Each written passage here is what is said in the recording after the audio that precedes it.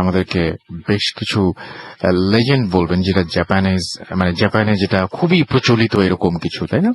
এবং সেই সাথে নিজের কিছু মানে ঘটনা বলবেন। এবং এইটা আমরা প্রতিবার যেরকম বলি সেরকম আজকেও বলবো যে বিশ্বাস করা না করা এটা সম্পূর্ণ আপনার ব্যাপার। এবং পৃথিবীতে অদ্ভুত অনেক কিছুই ঘটে, সো এটা আপনাদের ব্যাপার। আমরা চলে যাচ্ছি সরাসরি ঘটনায়। সো আমি তো জাপানে থাকতাম 4.5 বছর। এরপর আমি টোকিও থেকে বাংলাদেশে শেষ করেছিলাম। এন্ড ওইখানে যখন থাকতাম ওইখানে অনেক ওদের অনেক একটা বড় রিচ কালেকশন ছিল এই ভূতের লেজেন্ড, তারপর সুপার ন্যাচারাল নিয়ে।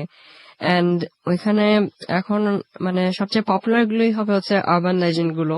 আচ্ছা, আর one of those very popular urban legends, সবচেয়ে ইনফেমাস যেটা বলবো হবে হচ্ছে কুচিসাকে ওন্না or the slit mouth woman। সে হচ্ছে একটা মহিলা যে রাতের বেলা নাহলে যখন মানে 6টা হয়ে যায়, নাহলে অন্ধকার পড়ে যায়, নাহলে দুইটাই হয়, সে বের হয়। আর সে হচ্ছে বাচ্চাদের পিছনে এসে মানে বেসিক্যালি ওরা হচ্ছে তার ভিকটিম।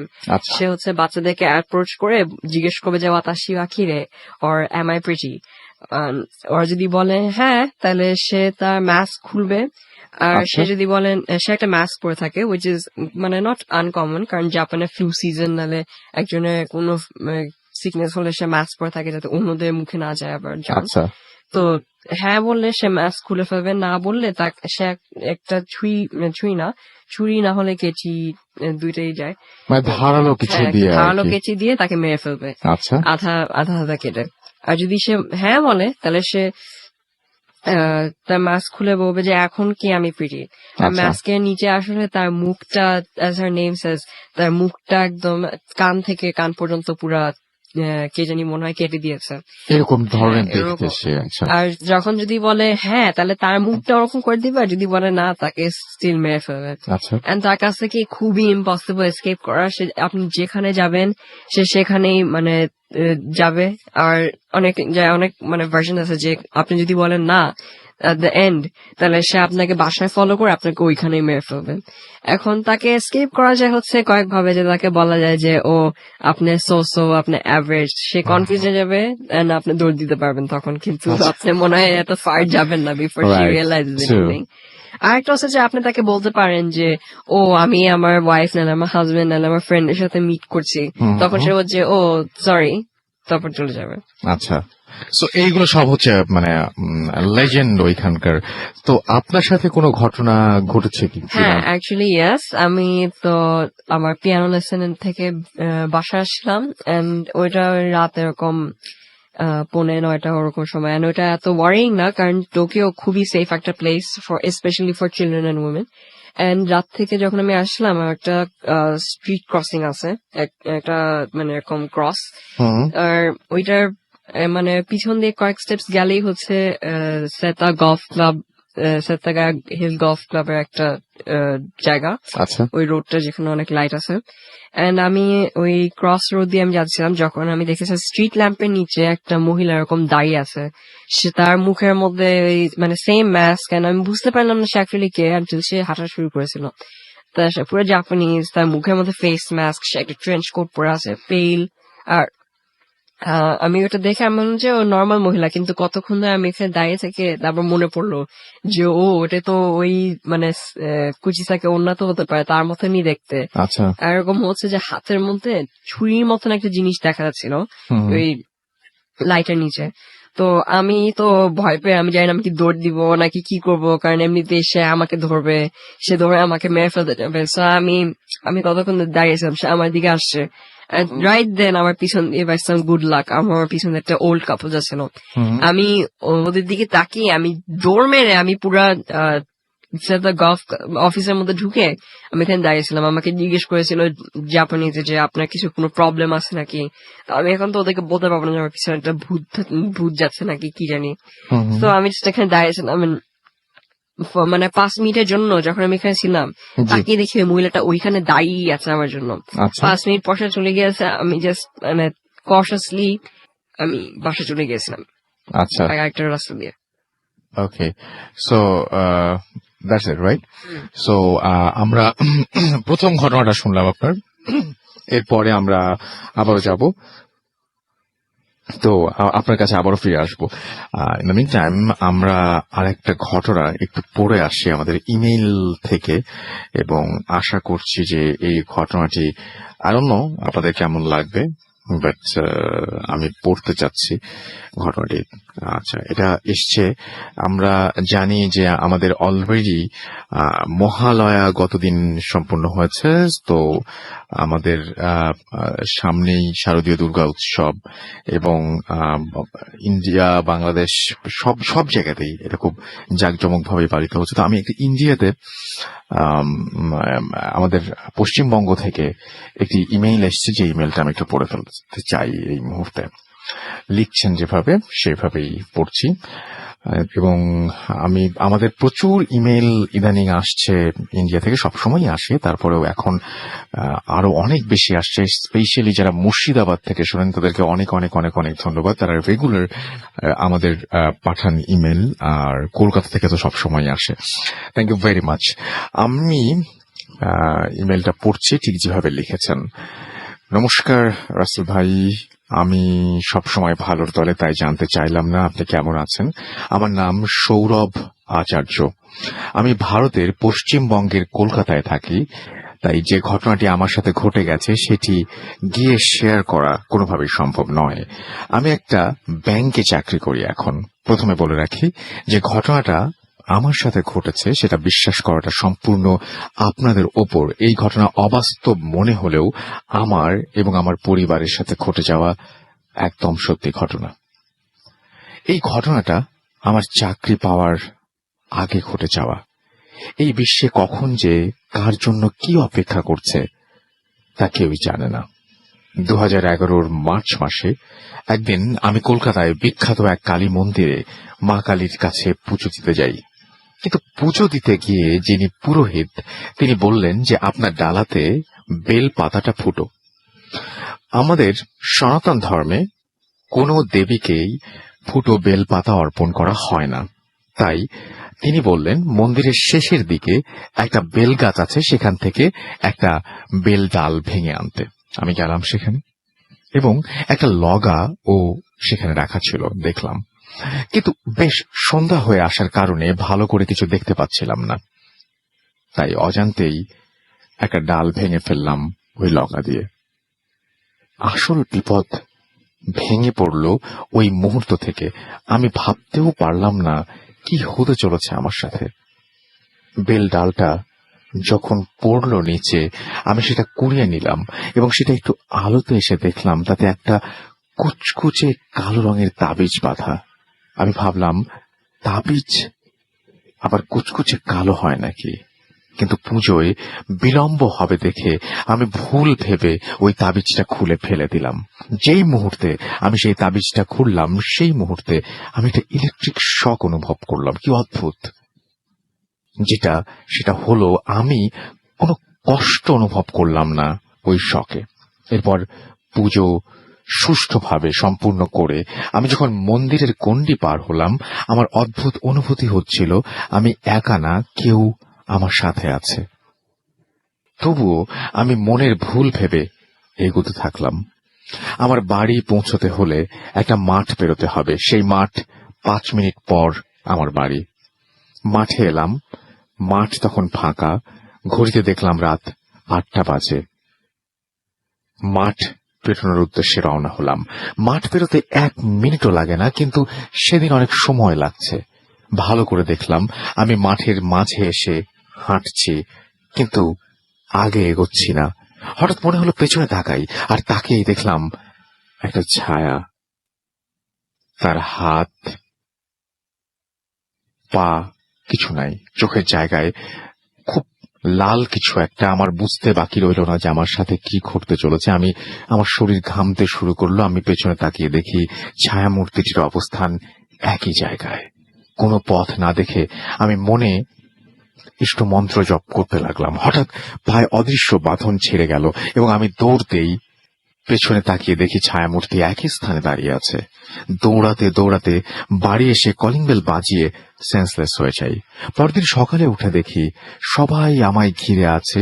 কি হয়েছে জানতে চাওয়ার পর সব ঘটনা খুলে বলি, কিন্তু সেই তাবিজটার ব্যাপারটা সবার মনে খটকা বাঁধিয়ে দেয়। তখন আমাকে এক ফকির বাবার কাছে নিয়ে যাওয়া হয়। আমি যখন সেই ফকির বাবার কাছে যাই, কিছু না শুনেই তিনি আমায় দেখে বললেন, এই জিনিস কোথা থেকে জুটলো তোর কপালে? তখন তিনি আমাকে কিছু একটা বললেন, যেটা হচ্ছে আরবি ভাষায় কিছু একটা বলেছিলেন, এবং আমার দিকে ফুঁ দিয়ে বললেন যে এবার গেছে, কিন্তু আবার আসবে। তখন আমার বাবা সেই ফকির বাবাকে বললেন, কি গেছে, কিসের কথা বলছেন আপনি? তখন তিনি বললেন, এক ছায়ামূর্তি আছে আমার সাথে, যা খালি চোখে আমরা দেখতে পাচ্ছি না। তখন আমার মুখে সব বিবৃতি শুনে তিনি বললেন, ওই তাবিজ কোনো সাধারণ তাবিজ নয়, ওই তাবিজের সাথে এক নৃশংস আত্মা বাঁধা ছিল, আর সে আমাকে মেরে ফেলবে, কারণ ওই আত্মার ধারণা আমার জন্যই নাকি তাকে ওখানে বন্দী থাকতে হয়েছে। তিনি বললেন, এই আত্মাকে বশ করা তার পক্ষেও নাকি সম্ভব না। তিনি এক জায়গায় এক ব্যক্তির নাম দিলেন এবং সেখানে গেলে উপায় হবে বলে দিলেন।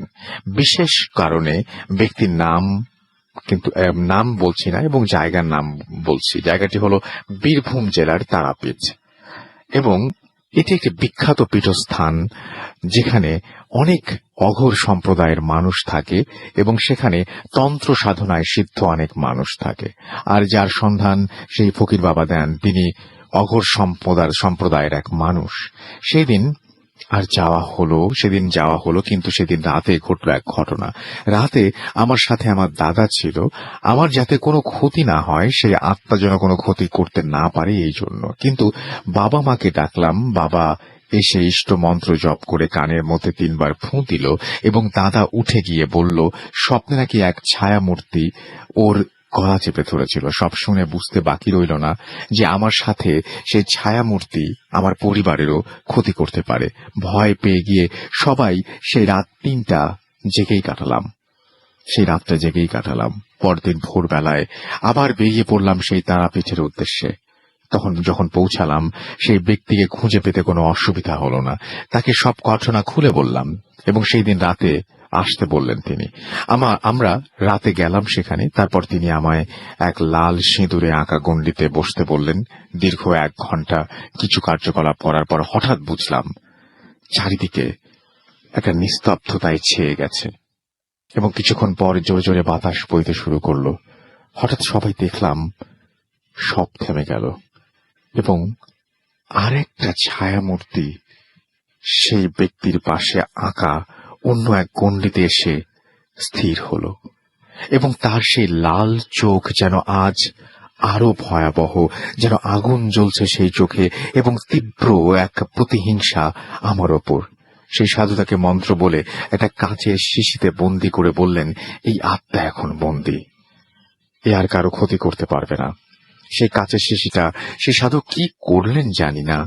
ঈশ্বরের আশীর্বাদে আমি ভালো আছি। এই ছিল আমার ঘটনা, আমার সাথে ঘটে যাওয়া ঘটনা, এবং আমার পরিবারের আমার প্রত্যক্ষ করা এক ভয়ানক ঘটনা। ভালো থাকবেন, আর যদি এই ঘটনা ভালো লাগে পড়ে শোনাবেন, খুব ভালো লাগবে। পড়ে শোনালাম, এবং আমি জানি না যে আপনি শুনছেন কিনা, বাট আমরা আপনার ঘটনা পড়ে শুনলাম। আমরা সরাসরি এখন চলে যাব বাবু ভাইয়ের কাছে, এবং তারপরে আমরা একটা ডিসকাশনে যাব যে কার ঘটনা কিরকম, কি অবস্থা সে ব্যাপারে। এন্ড বাবু ভাই, আজকে রেডিও ফুর্তির বার্থডে, আই হোপ যে আপনিও অনেক মানে এটা নিয়ে এক্সাইটেড। হ্যাঁ, হ্যাপি বার্থডে টু রেডিও ফুর্তি 11th, happy birthday. It really It's been a long time, huh? It's been a long time. Right. 11 years. 11 years, yeah. And So, আমরা আজকে যে ঘটনা শুনবো, সে আপনি বলছিলেন, আপনার সাথে কথা হচ্ছিল যে দেশের বাইরের হ্যাঁ, কিছু ঘটনা। এটা হচ্ছে আমাদের ফ্লোরিডার ব্রুকসভিলের একটা ঘটনা আর কি। Okay. G, So, should I start? Okay. Please. আচ্ছা, এটা হচ্ছে ব্রুকসভিলের একটা ঘটনা, একটা বাড়িকে ঘিরে। এটার নাম হচ্ছে মে স্ট্রিঙ্গার্স হাউস। অ্যাকচুয়ালি এটা এখন একটা আপনার মিউজিয়াম। হ্যাঁ, এটা একসময় একটা বাসা ছিল আর কি। সো এটার কিছু লেজেন্ড আছে, আরবান লেজেন্ড ওখানে প্রচলিত আছে এটা নিয়ে, যে বাসাটা যিনি কেনেন, হ্যাঁ, বাই স্প্রিঙ্গার ফ্যামিলি যারা, তো এটা কেনার পরে ওনারা কয়েকজনই মারা যায়। তার মেয়ে একজন ছিল, সে সিভিল ওয়ারের টাইমে ওখানে থাকতেন। আফটার দ্যাট তার বিয়ে হয়। বিয়ের পরে তার একটা সন্তান জন্ম দেওয়ার সময় তিনি মারা যান আর কি। মেরিনা যিনি ছিলেন আর কি। আচ্ছা আচ্ছা আচ্ছা আচ্ছা আচ্ছা তো বাচ্চাটা ওখানে জন্ম হয় 3 বছর পর্যন্ত বেঁচে থাকে বাচ্চাটা, 3 বছর পর বাচ্চাটা মারা যায় আর কি। তো এরপরে আর কি ভদ্রলোক বাড়ি বিক্রি করে দিয়ে যান। তো এরপরে একজন আপনার ডক্টর ওই বাড়িটা কেনেন এবং ডাক্তার অনেক কষ্টে ওটার মানে আপনার রেনোভেশন করেন, কিছু রুম টুম বাড়ান অ্যান্ড স্টাফ। আর ওইখানে উনি একটা মানে হসপিটাল চালান, সেখানে অ্যাজ লং এস একটা স্যানিটেরিয়ামও ছিল এবং যারা ওই সময় পক্স অ্যান্ড ওখানে একটা জ্বর হতো আর কি, হলুদ জ্বর, ইয়েলো ফিভার, আচ্ছা ওইটাতে যারা এফেক্টেড হতো তারা ওখানে আসতো চিকিৎসা নিতে। সো বাসাটা এইভাবে অবস্থায় অনেকদিন থাকার পর তারপর ডাক্তারও মারা যায় এবং তারপর স্টেট নেয় অ্যান্ড স্টাফ। এখন এটা একটা মিউজিয়াম হিসেবে আছে আর কি। আচ্ছা হ্যাঁ, এবং মিউজিয়াম হিসেবে আসার কারণ মানে কি ধরনের মানে মিউজিয়াম এটা? ওই ফ্যামিলির কিছু আপনার যেটা heritage and everything Right, right. ওখানে রাখা আছে এবং এনিবডি ক্যান ভিজিট। 90s এ অফিসে কোনো একটা সময় আচ্ছা। ছিল মিউজিয়াম হয়েছে। তো ওইটা মিউজিয়াম হওয়ার পিছনে আরো কিছু কারণ আছে রাসেল ভাই। আচ্ছা বাড়িটা যখন ওরকম পড়ে থাকতো তো অনেকে ওখানে যেত, হ্যাঁ, গেলেই ওখানে যে সবচেয়ে বড় বাড়িটা দূর থেকে দেখলে দেখতো বিভিন্ন রকমের আলো দেখা যেত বাড়ির ব্যাকইয়ার্ডে এবং অনেক জায়গায়, এবং অনেকে অনেক কিছু দেখেছে, হ্যাঁ, যেমন ছোট বাচ্চার একটা দেখতো এবং সবাই বলতো যে এই বাচ্চাটা 3 বছর বয়সে মারা গেছে, ওইটাই নাকি ওখানে চলাফেরা করতো আর কি। এবং সেই বাচ্চা দেখতো তারা হ্যাঁ, বাচ্চা সবাই? দেখতো, যে একটা বাচ্চাকে দেখতো, বাচ্চা উইসপারিং ভয়েস শুনতো, আচ্ছা স্টাফ লাইক দ্যাট। তো ওই বাসার ভেতরে আপনার যাওয়ার পরে অনেকেই মানে অনেক রকম শব্দ শুনতো এসে। তো মিউজিয়াম হওয়ার পর যেটা হয়, এটার পরে কিন্তু এটার সাথে রিলেটেড আসল আরেকটা কাহিনী সেটা থাকছে আর কি। হ্যাঁ, প্লিজ এটা হচ্ছে যেহেতু লেজেন্ডের সাথে মানে হ্যাঁ, করার please. সেজন্য। তো ওই বাসায় যখন মিউজিয়াম হয়ে গেল তখন আপনার বাসাটার ভেতরে মিউজিয়াম যখন চালাচ্ছে, মিউজিয়ামের যারা আপনার কিউরেটর ছিল বা যারা টেক কেয়ার করতো, তো তারা ওই এই ধরনের জিনিসগুলো কিন্তু ওদের যারা খুলতো তারাও দেখতো, বা যারা ওখানে Executive-রা host করতো, প্রত্যেকেই হ্যাঁ, সবাই experience করেছে। এক্সপিরিয়েন্স করতো। রাইট যেমন ধরেন বসে আছে কোথাও, হঠাৎ করে শুনতে পাচ্ছে কানের কাছ থেকে ফস করে শব্দ যাচ্ছে, কেউ দৌড়ায় চলে গেল, কোনো বাচ্চার উইসপারিং। প্রথম দিকে একটু অস্বস্তি ফিল করলো, পরবর্তীতে ওরা যেটাই করছিল যেটা হার্মলেস কিছু একটা ব্যাপার, Right. সেরকম না। তো যেটা হলো যে ওই বাচ্চাটা যে ছিল আপনার জেসি মেয়ে, ওর একটা ছোট পুতুল ছিল আর কি। ওই পুতুলটা একদিন ওদের মধ্যে একজন বিছানা থেকে সরা রাখছে আর কি। তো পরের দিন যেটা হয়েছে, এসে দেখে যে পুরা লন্ডভন্ড ওই রুমটার মধ্যে, সব জিনিসপত্র সব এলোপাথারি পড়া, সব খেলনা টেলনা যা যা আছে লন্ডভন্ড করা। তো ওখানে কিন্তু যে বন্ধ করে গেছে তারও কিন্তু কোনো মানে সে পুরোপুরিটা লক করে গেছে। যখন মিউজিয়াম হয়ে যায় তখন কিন্তু জিনিসটা বেশ সিকিউর ভাবে ওরা মেনটেন করে। রাইট তো ওইটা ওইভাবে লক করা, এবং ওইটাকে আপনার সকালে যে খুলছে লকটা অবস্থা ওইভাবে পাইছে, কিন্তু ভেতরের জিনিসগুলো এরকম এলোমেলো লন্ডভন্ড করা অবস্থা। এরপর থেকে ওরা বুঝছে যে বাচ্চা পুতুলটাকে সরানো যাবে না। হ্যাঁ, মানে এই একটা পুতুল সরানোর কারণে মানে এই জিনিসগুলো কি মানে ঘটছে কেন আসলে? ঘটছে আসলে এই যে পুতুলটাকে যে সরিয়েছে এই জিনিসটা কি কারো পছন্দ হয়নি? হ্যাঁ, এরকম? Right, as they believe. এরকম কিন্তু আরো কিছু ভাষা আমি আপনার এই নর্থ আমেরিকা এরকম বিভিন্ন অঞ্চলে শুনেছি, আচ্ছা। যারা নাকি যে বিলঙ্গিংস সরানোটা পছন্দ করে না। পছন্দ করে না। অ্যাজ ফার এজ না, একটা জিনিস তো খুবই সত্যি যে আমিও কোথায় পড়ছিলাম যে একটা বাসা অনেকদিন ধরে পড়ে আছে, হয়তো ওই বাসাতেই কোনো জিন বা কিছু আছে, একটা entities, হ্যাঁ। কোনো ধরনের কোনো প্রবলেম ফেস করে না, কিন্তু কেউ হয়তো রিনোভেশনের কাজে হাত দিল বা কেউ হয়তো কিছু একটা করলো, এরকম তো কয়েকটাই আছে রাস্তায়। তখনই কারণ ওরা নাকি চেঞ্জেস নাকি পছন্দ করে না। বিকজ হ্যাঁ। মানে অ্যাকচুয়ালি এটা ওদের মানে অ্যাকচুয়ালি লিভিং প্লেস হয়ে যায়। Right and as far as my believe, আমি যেটা বিশ্বাস করি যে ওই যে বাচ্চাটা মারা গেছে বা তার হয়তো তার সাথে যে জিন কারিন যেটা সেটা ওখানে আছে, and that gene doesn't let anybody change anything, doesn't Right. like the change. Right And এই কারণে এই সমস্যাগুলো আরো বেশি হয়। এবং আমরা কারিন নিয়ে অনেক কথা বলেছি, অনেক তো কথা মানে বলেছি। মানে এটা অনেকটাই মানে আমার মনে হয় যে মানে পসিবিলিটি আছে যে Possibility মানে অ্যাকচুয়ালি ইফ মানে একজন যদি আসলে, আমি বলছি যে আমার religious perspective point of view থেকে রাইট যে এখানে বলা হয়েছে, আমার রিলিজনে বলা আছে যে you are assigned with a jinn with you, Right. এটা সবার কাছেই আছে, and actually that leads you to do the bad things. তো সেটাকে আপনি অ্যাকচুয়ালি যেভাবে কন্ট্রোল করে রাখতে পারে তার উপরে সেটা, রাইট এটা আমাদের রিলিজনে বলা। আর আদার দেন দ্যাট আমি খ্রিস্টানিতে শুনছি ডিমনের কথা আছে, Right. Fine with demons and stuff like that, ভিতরে ইনার ডিমনও আছে মানুষের। হ্যাঁ, তো আপনি যদি একটু ভাবে ডিফাইন করেন জিনিসটা কিন্তু একই জিনিস দাঁড়াচ্ছে, inner demon, good and evil, মানে এই জিনিসগুলো তো আছে। একই দাঁড়ায়। আরেকটা জিনিস সেটা হচ্ছে, এটার সাথে আপনি বলছেন যে রিলেটেড একটা ঘটনা আছে, হ্যাঁ, ঘটনাটা হচ্ছে যে আমার পরিচিত একজন, এটা কেন নাম আসলো যে আমার পরিচিত একটা মানে কলিগ ছিল, নাম ছিল এড্রিয়ান। তো ও এখন অবশ্য আইডিয়া হতে চলে গেছে আর কি। আচ্ছা। তো ও ওই সময় ওর কিছু ফ্রেন্ডদের সাথে, মানে I had like a bunch of friends who is to be this paranormal things lovers. আমি তার মধ্যে হচ্ছে অনেকের নাম আমরা জানি অলরেডি, না? আমার সবচেয়ে ক্লোজ বাড়ি রয়। রয়, ইয়েস। সো এনিওয়ে এডরিন ওর খুব শখ ছিল আর কি যে এই জিনিসগুলাতে। তো সে তার ফ্রেন্ডদেরকে নিয়ে ওই বাসায় গেছিল। Museum actually they don't let them stay in the house at night. তো ওরা আশেপাশেই থাকে এবং মানে উর্জের থেকে ওরা ওই কাছে এসে আর কি ওখানে রাত্রেবেলা ঘোরাফেরা করে।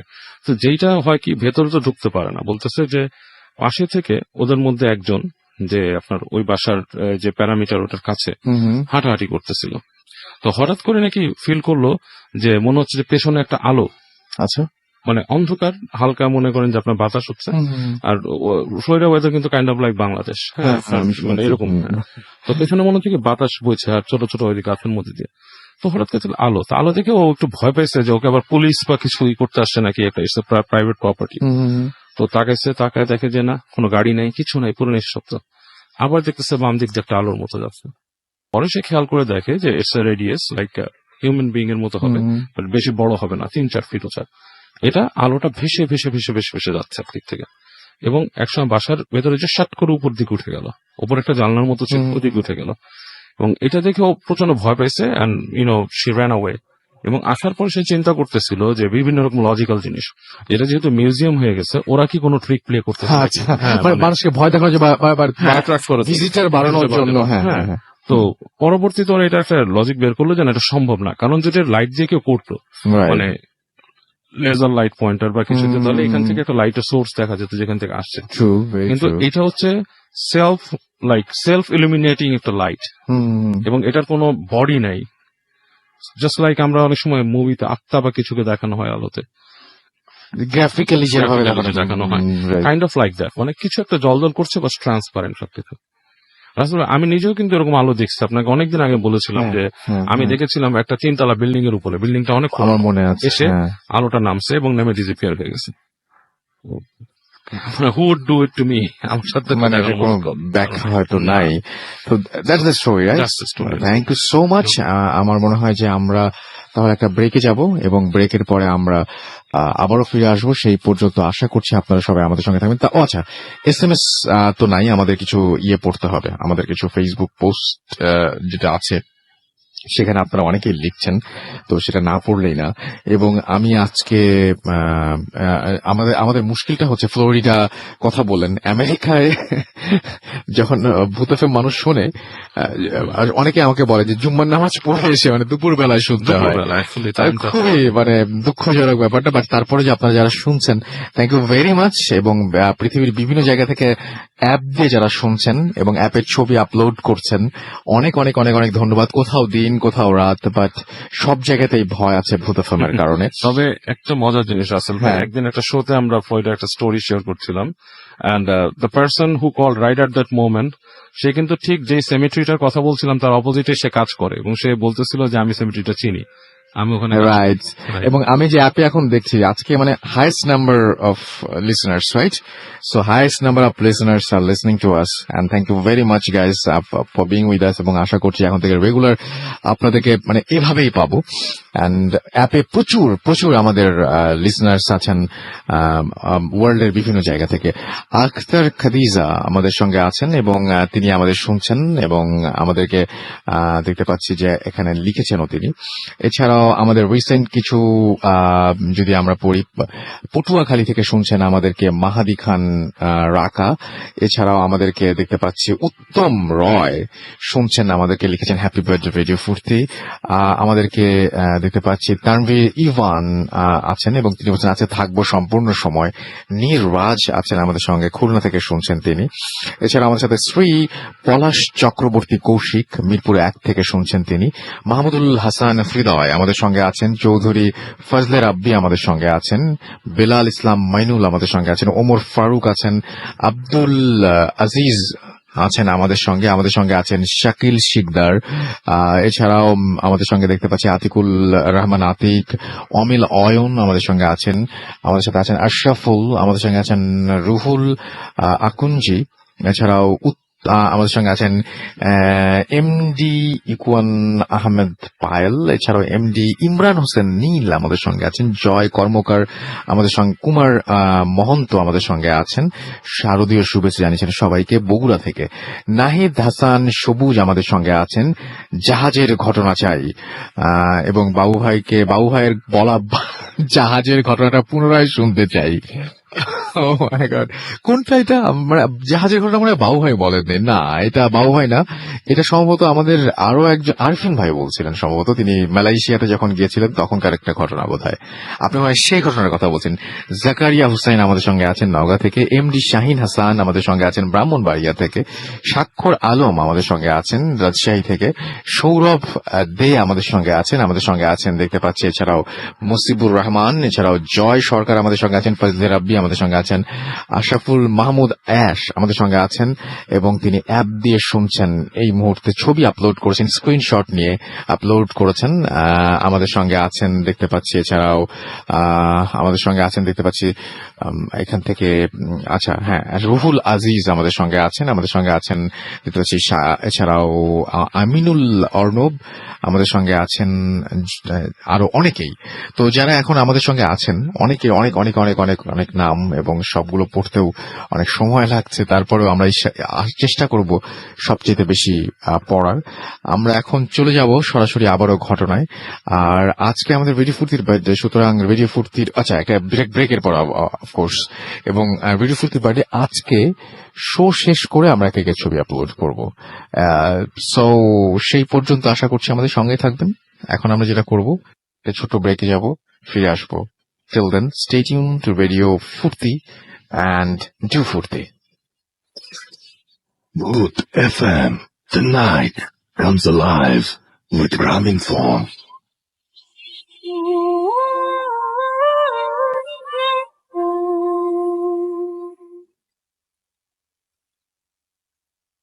Yes, 11-11 do Furti যত পারো with 88 FM।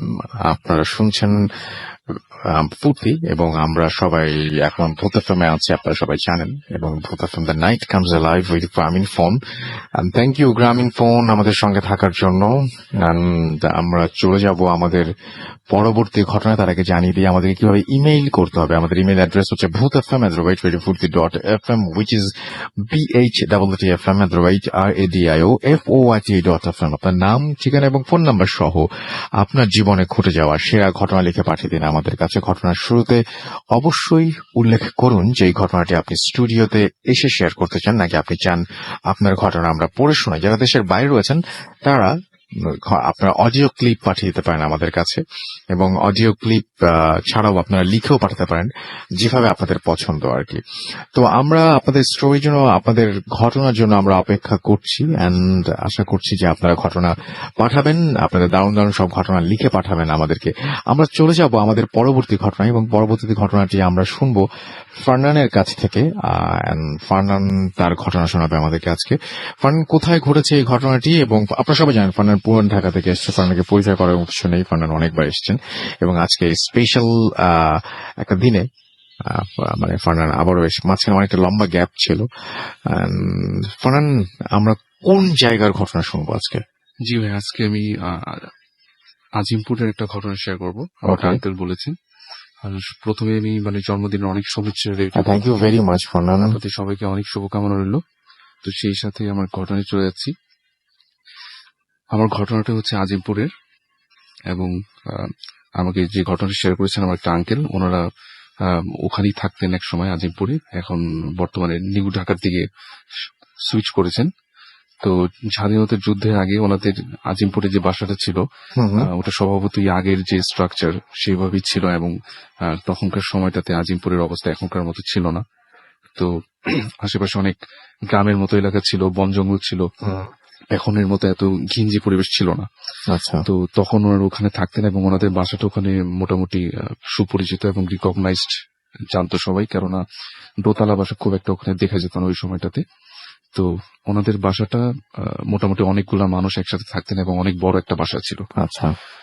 তো ওনারা যখন ছোট ছিলেন তখনকার ঘটনা উনি একটা শেয়ার করেন, এবং যেটা হয় যে ওনার যে বাবা, তো আগে আমি একটু ওনাদের বাসার স্ট্রাকচারের কথা বলি, যে পুরনো সময় যে স্ট্রাকচারটা ছিল সেটা এমন ছিল যে আশেপাশে এটা কি গ্রামের মতো অনেক জায়গা ছিল, এবং ওনাদের বাসাটা মেইন রোড থেকে কিছুটা ঢালুর মতো নিচে নেমে তারপরে একটা মেঠো পথের পর তারপর ওনাদের বাসা ছিল। তো ওই সময়ের যে স্ট্রাকচারটা এখনকার স্ট্রাকচারের সাথে তুলনা করলে একদম সম্পূর্ণ ডিফারেন্ট হবে, কারণ এখন অনেক ঘিঞ্জি এলাকা আমাদের পুরান ঢাকায়। তো তো ওনাদের বাসার যখন এন্ট্রান্স যেটা, তারপরেই ছিল অনেক বড় একটা উঠানের মতো একটা জায়গা, এবং সেটা ক্রস করার পরে ছিল তাদের দোতলা বিল্ডিংটা, এবং ঠিক ওই বিল্ডিংটার পেছনের দিকে ছিল একটা কুয়া, এবং তার পাশে ছিল একটা বেল গাছ। আচ্ছা। তো এই বেল গাছটা নিয়ে অনেক ধরনের ঘটনা তাদের বাসায় ছোটবেলা তারা শুনতো, এবং অনেক কিছু তারা ওখানে এক্সপিরিয়েন্সও করেছিল।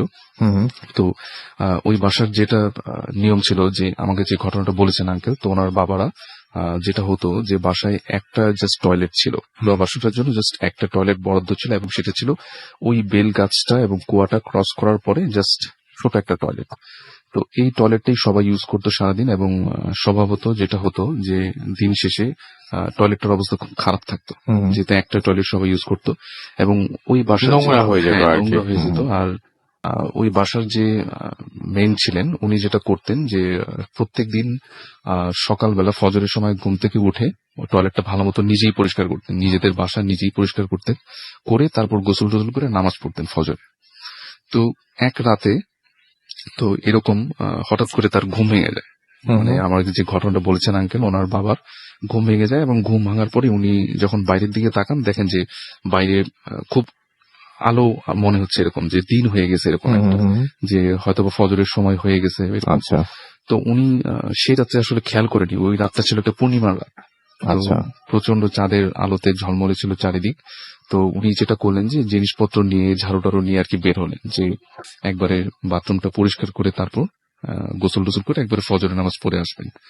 তো উনি সবকিছু নিয়ে যখন ওই কুয়াটা ক্রস করলেন এবং বেল গাছের নিচ দিয়ে যখন সে যাচ্ছেন, তখন উনি দেখেন যে ওনাদের টয়লেটটা ছিল আপনার কিছুটা মেঝে থেকে উপরে সিঁড়ির মতো কিছু ছিল, এবং তারপরে টয়লেটটা আগের যুগের, অনেক আগের, হ্যাঁ অনেক আগে। তো উনি যেটা দেখলেন যে বেল গাছটা যখন উনি ক্রস করে সামনের দিকে গেলেন, উনি দেখলেন যে টয়লেটের সিঁড়িতে কেউ একজন বসে আছে, এবং সেটা ছিল সম্পূর্ণ সাদা কাপড়ের মোড়ানো একটা মানুষ হবে, এবং একটা মহিলার মতো বসা। এবং উনি দূর থেকেই জিজ্ঞেস করলেন যে কে তুমি, মানে কে এখানে বসে আছো কেন সকালবেলা। তো উনি জিনিসটা খেয়াল করেনি যে এটা যে গভীর রাত্র, তখন এটা উনি বুঝতে পারেনি। তো উনি যখন ভালো মতো ওটার কাছে গেলেন, উনি দেখলেন যে ওটা আসলে তার মার মতো স্ট্রাকচার একদম সম্পূর্ণ, এবং উনি দেখলেন যে ওনার ওই বৃদ্ধ যে মহিলাটা বসা, ওনার সম্পূর্ণ কোকড়ানো চুলগুলো সামনের দিকে চলে আসে, এবং উনি খুব মাথাটা নিচু করে বসে আছে। তো উনি যখন মাথাটা উপরে করে ওনার দিকে তাকালেন, উনি দেখলেন যে একদম সম্পূর্ণ মানে তার মার যে চেহারা ঠিক এরকমই হবে চেহারা, এবং জাস্ট পার্থক্যটা হচ্ছে এরকমই যে খুব ভয়ানক একটা দৃষ্টিতে সে তাকিয়ে আছে, এবং তার একটা চোখ ছিল সম্পূর্ণ মনে হচ্ছে কেউ ওখান থেকে মানে উপরে বের করে ফেলছে, এরকম একটা চোখ, আর একটা চোখ ছিল সম্পূর্ণ ঠিক। তো এই জিনিসটা দেখার পর উনি বেশ ভয় পেয়ে যায় যে এটা কি দেখলাম আমি, আমার মাকে এই অবস্থায় দেখলাম, এটা কে আসলে, এটা কি। তখন উনি আসলে বুঝতে বলেন যে এটা আসলে ওনার মা হবে না, এটা কোনো একটা খারাপ কিছু হবে। তো উনি তখন এক দৌড়ে সেখান থেকে চলে, যে ওনার মা থাকতেন দোতলায়, তো ওনার মাকে দেখার জন্য গেলেন যে আমার মা এটা কিভাবে হয়। তো উনি যে দেখলেন যে না, ওনার মা ঠিকই ওখানে ঘুমাচ্ছে। কিন্তু এই ঘটনার পর থেকে ভাই উনি যেটা হয় যে খুব মানসিকভাবে খুব বিকারগ্রস্তর মতো হয়ে যায়। আচ্ছা, উনি যেটা করেন যে ওই ওনার মাকে উনি ভয় পাওয়া শুরু করতে থাকেন একটা সময়, এরকম প্রায় 3-4 দিন কাটে। একটা মানসিক শক তার লাগে যে ওনার মাকে উনি মনে করেন, মানে উনি বিশ্বাস করতে পারছেন উনি বলে যে আমার মাই হয়তো বা ভূত, এরকম কিছু একটা।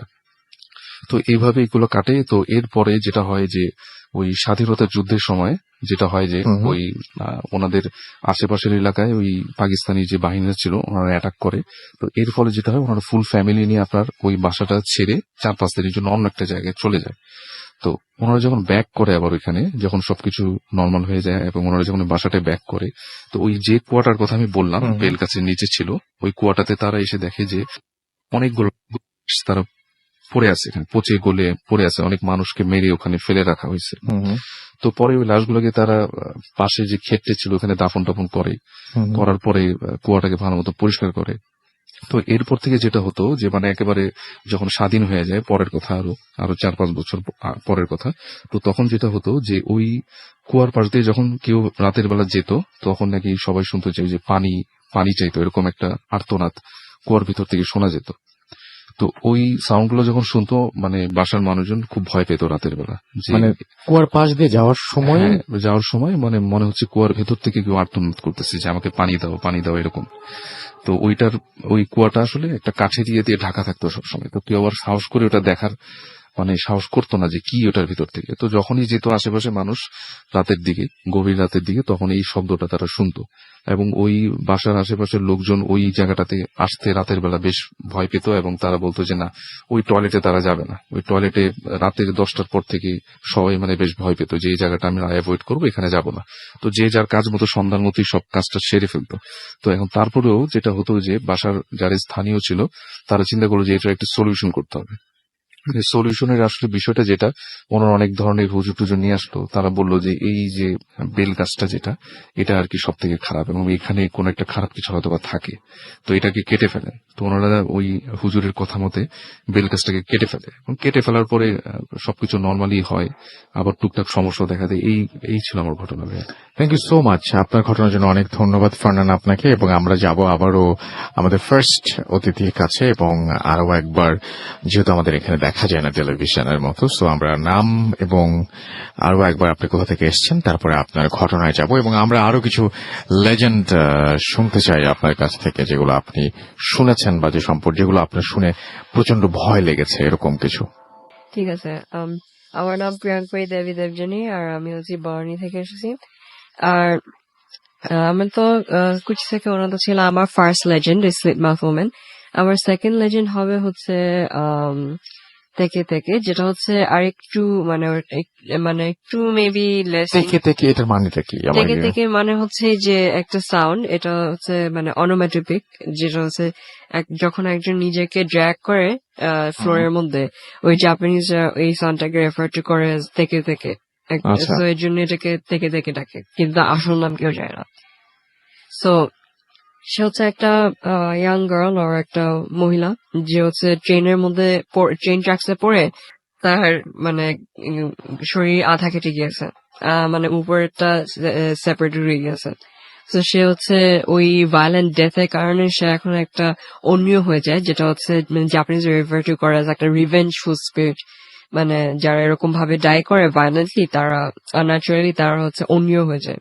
এখন এই অন্যটা রাতের বেলা নামে খুবই ডেজার্টেড এরিয়াতে সে রাস্তার মধ্যে এরকম ক্রল করে, আর নাহলে ট্রেন ট্র্যাকসে ক্রল করে ইউজুয়ালি। আর যখন সে ক্রল করে তাকে শোনা যায় এরকম ডিস্টেন্স থেকে, আর যে দেখে সে ভাববে যে এটা মনে হয় একজন মানুষ যে মানে হেল্পের জন্য বেগ করছে, কিন্তু সামনে গেলে সে দেখা যায় যে সে হচ্ছে ওই থেকে থেকে।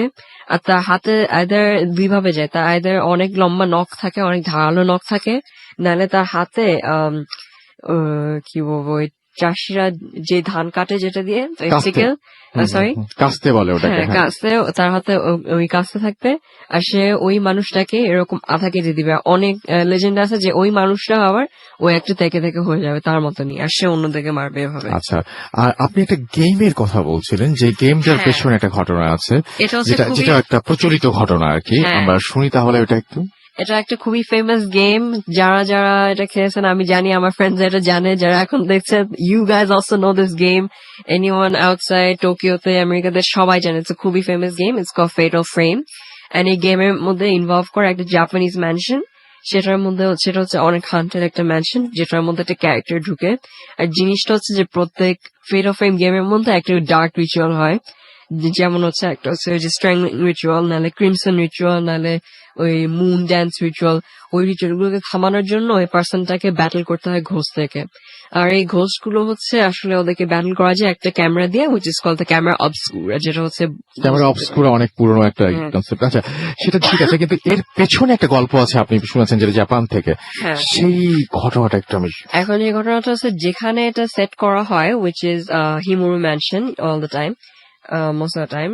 এই হিমুরো ম্যানশন হচ্ছে যে একটা রিয়েল জাপানিজ ম্যানশন, জি। যেখানে হচ্ছে ইটস রুমার দ্যাট ওই ম্যানশনের মধ্যে অনেক খুবই ডার্ক শিন্তো রিচুয়াল করা হয়েছে, আর এর জন্য এই ম্যানশনের মধ্যে ব্যাড কামি আর ব্যাড স্পিরিট আছে।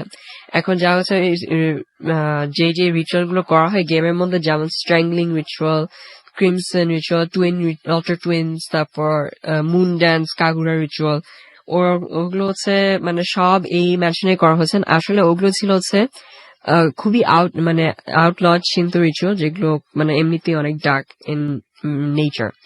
সো ফার্স্ট রিচুয়ালটা হবে হচ্ছে অনেকটাই famous, which is called the strangling ritual, and ওটার পাশাপাশি একটা আছে উইচ ইজ মানে related to it called the blinding ritual. Blinding রিচুয়ালটা হচ্ছে মানে ডিমেন ট্যাগ রিচুয়াল, যেটা হচ্ছে মানে ওই আছে না কানামাছি বলবো, সেখান থেকে দুইটা মেয়ে, ইটস অলওয়েজ আ মেয়ে, ওই দুইটা মেয়েকে চুজ করবে। একটা হচ্ছে ডিমেন ট্যাগ রিচুয়ালের জন্য যে কানামাছিটা আছে না, সে তাকে ওইখান থেকে চুজ করবে। ফার্স্ট যে ধরা হয় তাকে ধরা হয়েছে তার স্পিরিটটা অনেক কম, মানে তার পাওয়ার, স্পিরিচুয়াল পাওয়ার অনেক কম, কিন্তু সে তার আছে স্পিরিচুয়াল পাওয়ার। আচ্ছা, তো হোয়াট ইজ ডান ইজ তাকে একটা রুমের মধ্যে নিয়ে একটা স্পেশাল মাস্ক ইউজ করা হয়, which is called the blinding mask. আর ওই ব্লাইন্ডিং মাস্কের মধ্যে হচ্ছে যে একটা চোখের জন্য, কিন্তু জিনিসটা হচ্ছে চোখের ভিতর দিয়ে দুইটা স্পাইক ঢুকবে, যেটা হচ্ছে চোখটাকে মানে ওইটার মধ্যে স্পাইক আছে যেটা চোখটাকে উঠিয়ে ফেলবে।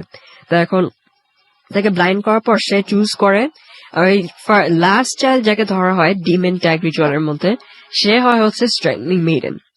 এখন এই স্ট্রেংলিং মেইডেনটাকে হচ্ছে 10 বছর, তার বিলিভ যে সে অনেক পাওয়ার আছে, তার অনেক স্পিরিচুয়াল পাওয়ার, সো সে হচ্ছে 10 বছর ধরে তাকে লক অ্যাওয়ে করে রাখে একটা রুমের মধ্যে, কোনো হিউম্যান কন্ট্যাক্ট হোয়াটসএভার নাই, কারণ তার মানে স্পিরিটটাকে ওরা পিওর রাখতে চায়, মানে not tie to any worldly influences. আচ্ছা, তো আফটার মানে 10 বছর হয়ে যায়, তখন তাকে একটা ওয়েলের মধ্যে নিয়ে যায়, which is called the moon well, and ওই কুয়াতে সে গোসল করে তারপর তাকে একটা অল্টারে নিয়ে যায়। অল্টারে যা হয় হচ্ছে তার হাত পা, তার মাথা, ওটা হচ্ছে দড়ি দিয়ে বেঁধে দুইটা টার্ন টেবিলের মধ্যে আটকানো হয়, আর টেবিলটাকে টার্ন করা হয়।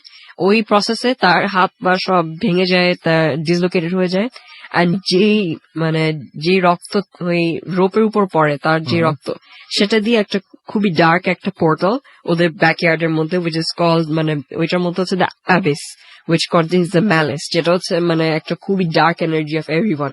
এখন over the years energy build up হয়ে যায়, বিল্ড আপটা কেউ স্টপ করতে পারে না, সো ওটাকে এক জায়গায় লক অ্যাওয়ে করে রাখতে হয়। সো এভরি 10 years আর এভরি ডেকেড ওরা হচ্ছে এই রিচুয়ালটা ওরা রিপিট করে।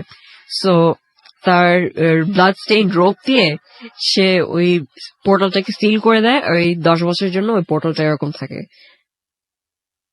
আচ্ছা, সো এটাই। এবং এই আপনার প্রথম ঘটনায় যদি আমি ফিরে আসি, হ্যাঁ, ফার্স্ট যে স্টোরিটা ছিল, সেই স্টোরিতে আপনি যে জিনিসটা মানে এনকাউন্টার করেছেন, আচ্ছা, এই জিনিসটা, হ্যাঁ জি, হ্যাঁ। এই জিনিসটা আপনি যদি আপনার মতো করে বলেন, যে আপনি আপনার মতো করে যদি একটু বলেন, একটু লজিক দিয়ে বলেন যে কেন মনে হয়েছে যে আপনি এটা হ্যালুসিনেট করেননি। বিকজ ফার্স্ট অফ অল আমি আসলে মানে হ্যালুসিনেশনটা আমার কাছে একটু স্ট্রেঞ্জ লাগে, unlike a lot of literature যেখানে বাজে আমি হ্যালুসিনেট করা শুরু করেছিলাম, আমি এটা করা শুরু করেছিলাম, রাইট, আমার কাছে এটা খুবই স্ট্রেঞ্জ লাগে। বিকজ টু বি অনেস্ট মানে আমি ইউজুয়ালি এরকম জিনিস মানে it's very hard for me two imagine this kind of staff, but জিনিসটা হচ্ছে যখন আমি মানে হ্যালুসিনেট করলে ইউজুয়ালি মাথা নড়ালে এরকম মানুষ মাথা ঝাঁকায়, মাথা ঝাঁকানোর পর দেখে যে ওটা নাই, বিকজ ওটা সেন্সেস মাইন্ডটাকে ক্লিয়ার করে দেয়। কিছুক্ষণের জন্য হয়তো আমরা হ্যাঁ, আমরা কিন্তু জিনিসটা হচ্ছে যে ওই মহিলাটাকে আমি দেখেছিলাম ওই ল্যাম্প পোস্টের নিচে, আর আমি মাথা কতক্ষণে ঝাঁকালাম, আমি এখানে দাঁড়িয়ে থাকলাম, আমি একটা খুবই স্টুপিড কাজ করেছিলাম, যেটা হচ্ছে আমি মানে চিল্লিয়েছিলাম তার নাম, মানে আপনি কি ওখানে আছেন, আপনি কে, আপনি কি lost, which is a very stupid thing to do. I know. তারপর যখন তাকে শুনলাম যে সে হাঁটা শুরু করলো, সে মানে ইউজুয়ালি ঘোষদের তো এরকম হাঁটার মানে কোনো সাউন্ড থাকার কথা না, কিন্তু হাঁটা শুরু করলো যখন, তখন আমি দেখলাম তার মুখের মধ্যে এরকম মাস্ক পরা, ওইটা তো আমি মানে কিছু ভাবিনি। তারপর দেখলাম সে একদম ওই এক্স্যাক্টলি যে মহিলাটাকে ডিসক্রাইব করে, হ্যাঁ হ্যাঁ ওই হ্যাঁ, ট্রেন্চ কোট এইটাই পরা। কি আসল পয়েন্টটা। হ্যাঁ, সে হচ্ছে একটা হাতের মধ্যে আমি এরকম দেখলাম একটা কি জানি একটা শাইনি জিনিস, মানে একটা রাস্তার নিচে লাইটের নিচে এরকম রিফ্লেকশন। তাই আমি ভাবলাম যে এটা যে কোনো কিছু হতে পারে, এটা তো একটা মেটাল হ্যান্ডব্যাগ হতে পারে। আমি জানি অনেক মেয়েরা মেটাল হ্যান্ডব্যাগ ক্যারি করে, ফ্যাশন অ্যাক্সেসরি, বাট ওটা মেটাল হ্যান্ডব্যাগ ছিল না, বিকজ এটা বেশি চিকু ছিল একটা হ্যান্ডব্যাগ হওয়ার জন্য। আর তখন আমি দেখলাম যে ওটার সাথে কি জানি একটা কালো জিনিস অ্যাটাচ। তখন আমি বুঝলাম যে এটা হচ্ছে আইদার নাইফ নাহলে কেচি হতে পারে, and I need to get out of here fast. And জিনিসটা হচ্ছে মহিলাটাও কেমন ভাবে জানি হাঁটছে, যে মনে হয় যে সে না হেঁটেও সে আমার সামনে আসে। ওইটা আমার মনে হয় আমি ইমাজিন করেছিলাম এই ফিয়ারের মধ্যে, but everything else I know is real. আমি এখনো ফিল করতে পারি এরকম ডার্ক রাস্তা দিয়ে যাওয়ার সময়। আচ্ছা, থ্যাংক ইউ সো মাচ আপনার আসার জন্য এবং আপনার ঘটনা শেয়ার করার জন্য। এবং আমরা বেশ কিছু দারুণ ঘটনা শুনলাম আপনার কাছ থেকে, এবং আমরা অনেক কিছু সম্পর্কেও জানলাম, যেটা আপনি 4.5 বছর জাপানে থাকার কারণে আপনি যেগুলো শুনেছেন সেগুলো আমরা জানলাম। এবং এর মধ্যে অনেক কিছু লেজেন্ড ছিল। তো লেজেন্ডের ব্যাপারগুলো তো আপনারা জানেনই, যে বহুদিন ধরে প্রচলিত ঘটনা, এবং উনি শুধুমাত্র একটা ঘটনায় নিজে এক্সপেরিয়েন্স এরকম একটা ঘটনা উনি বলেছেন, এবং উনি বলছেন যে এই ঘটনাটি তিনি দেখেছেন। এবং বাবু ভাইও যে ঘটনাটা বলছিলেন বারবার করে, যে তিনি নিজেও এরকম একটা আলো দেখেছেন। তো এরকম অনেক ঘটনা আপনাদের সাথেও প্রতিনিয়ত ঘটছে। সেই ঘটনাগুলো আমাদের লিখে পাঠান, এবং আমাদের লিখে পাঠানোর জন্য আপনাদের ইমেল অ্যাড্রেসটা মনে রাখতে হবে। আমাদের ইমেল অ্যাড্রেস হচ্ছে bhutfm@radiofurti.fm, which is bhwtfm@radiofoita.fm। আপনার নাম, ঠিকানা এবং ফোন নাম্বার সহ আপনার জীবনে ঘটে যাওয়া বা আপনার জানা সেরা ঘটনা লিখে পাঠিয়ে দিন আমাদের কাছে। ঘটনার শুরুতে অবশ্যই উল্লেখ করুন যে ঘটনাটি আপনি স্টুডিওতে এসে শেয়ার করতে চান, নাকি আপনি চান আপনার ঘটনা আমরা পড়ে শুনি। যারা দেশের বাইরে রয়েছেন তারা মানে অফকোর্স আপনারা পারেন লিখে পাঠাতেও, বাট আপনারা যদি অডিও ক্লিপ পাঠান তাহলে আপনাদের মানে আরো বেশি ইনভলভ মনে হয়। দ্যাটস ওয়াই আমি সবসময় বলি যে যারা দেশের বাইরে আছেন তারা অডিও ক্লিপ পাঠাবেন, এবং আশা করছি যে আমরা দারুণ দারুণ অডিও ক্লিপ পাই রেগুলার আপনাদের কাছ থেকে।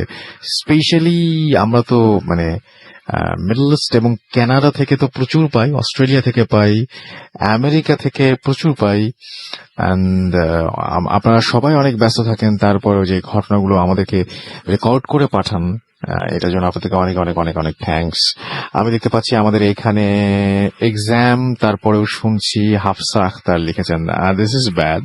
সো আমার মনে হয় যে আপনি এক্সামের কারণে যদি এখন যদি শোনেন তাহলে এক্সাম খারাপ হবে, এবং তারপরে আপনার ভূত এফএম শোনাটাই বন্ধ হয়ে যেতে পারে। সো মানে আমার মনে হয় যে আপনার এখন হয় পড়া উচিত অথবা রেস্ট নেওয়া উচিত। সাকিব রহমান আমাদের সঙ্গে আছেন দেখতে পাচ্ছি। এছাড়াও আমাদের সঙ্গে আছেন দেখতে পাচ্ছি আবু বকর সিদ্দিক, এবং তিনি বলছেন যে আচ্ছা তিনি আমাদেরকে শুনছেন এই মুহূর্তে।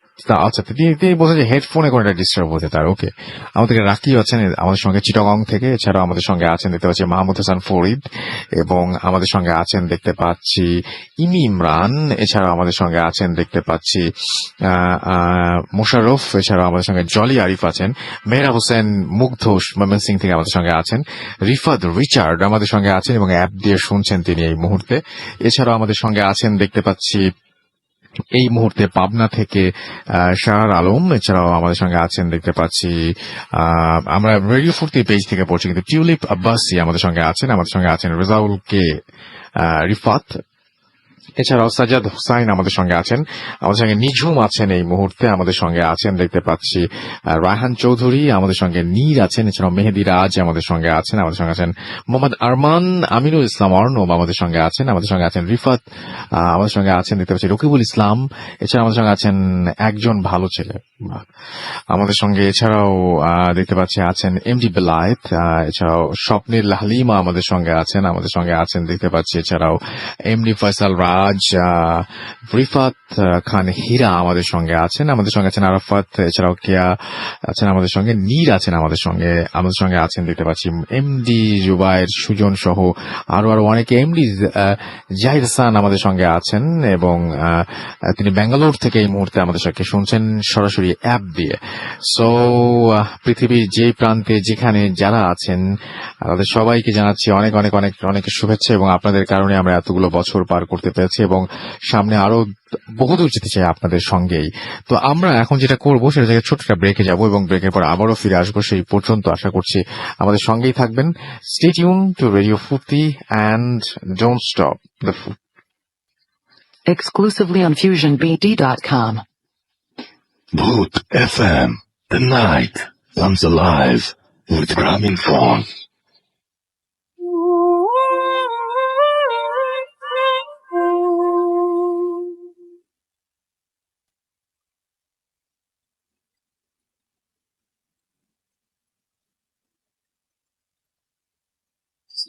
হাসান ভাই, আশা করি ভালো আছেন। আমার পরিচয় হলো, আমার নাম হচ্ছে রুমিন। আমি থাকি শ্রীমঙ্গলে, একটা রিসোর্টে কাজ করি, রিসোর্টে কাজ করি। তো আজকে আমি যে ঘটনাটা শেয়ার করতে চাচ্ছি সেটা ঘটেছিল আমার সাথে প্রায় 20-21 বছর আগে। তখন আমার বয়স ছিল 6 বা 6.5 বছর হবে। তো কিছু কথা বলতে চাচ্ছি, যেমন এত বছর আগে একটা ঘটনা, যখন 6-6.5 বছর বয়সে একটা বাচ্চা ছেলে কিভাবে এত ঘটনাটা এত ঠিক মনে রাখতে, আসলে কিছু কিছু ব্যাপার থাকে মানুষের জীবনে যেগুলো সবসময় মনে থাকে, আসলে ক্লিয়ারলি মনে থাকে। বয়সটা খুব একটা মেজর না সেক্ষেত্রে। তো এই ঘটনা থেকে তেমন একটা ঘটনা, আমি ঘটনার একটি বৈশিষ্ট্য হচ্ছে, বিশেষত হচ্ছে যে এই ঘটনাটা হচ্ছে আমার জীবনের সাথে যাওয়ার ফার্স্ট থেকে ঘটনাটা। যাই হোক, রাসেল ভাই, আমি ঘটনায় চলে যাচ্ছি। যদিও আমরা শ্রীমঙ্গল থাকি অনেক আগে থেকে, আমার বাবা 1974 সাল থেকে শ্রীমঙ্গলে আছেন ব্যবসার কাজে। বাট আমাদের দাদা বাড়ি নানা বাড়ি হচ্ছে ফেনীতে। তো সেই সুবাদে ছোটবেলা থেকে আমরা মানে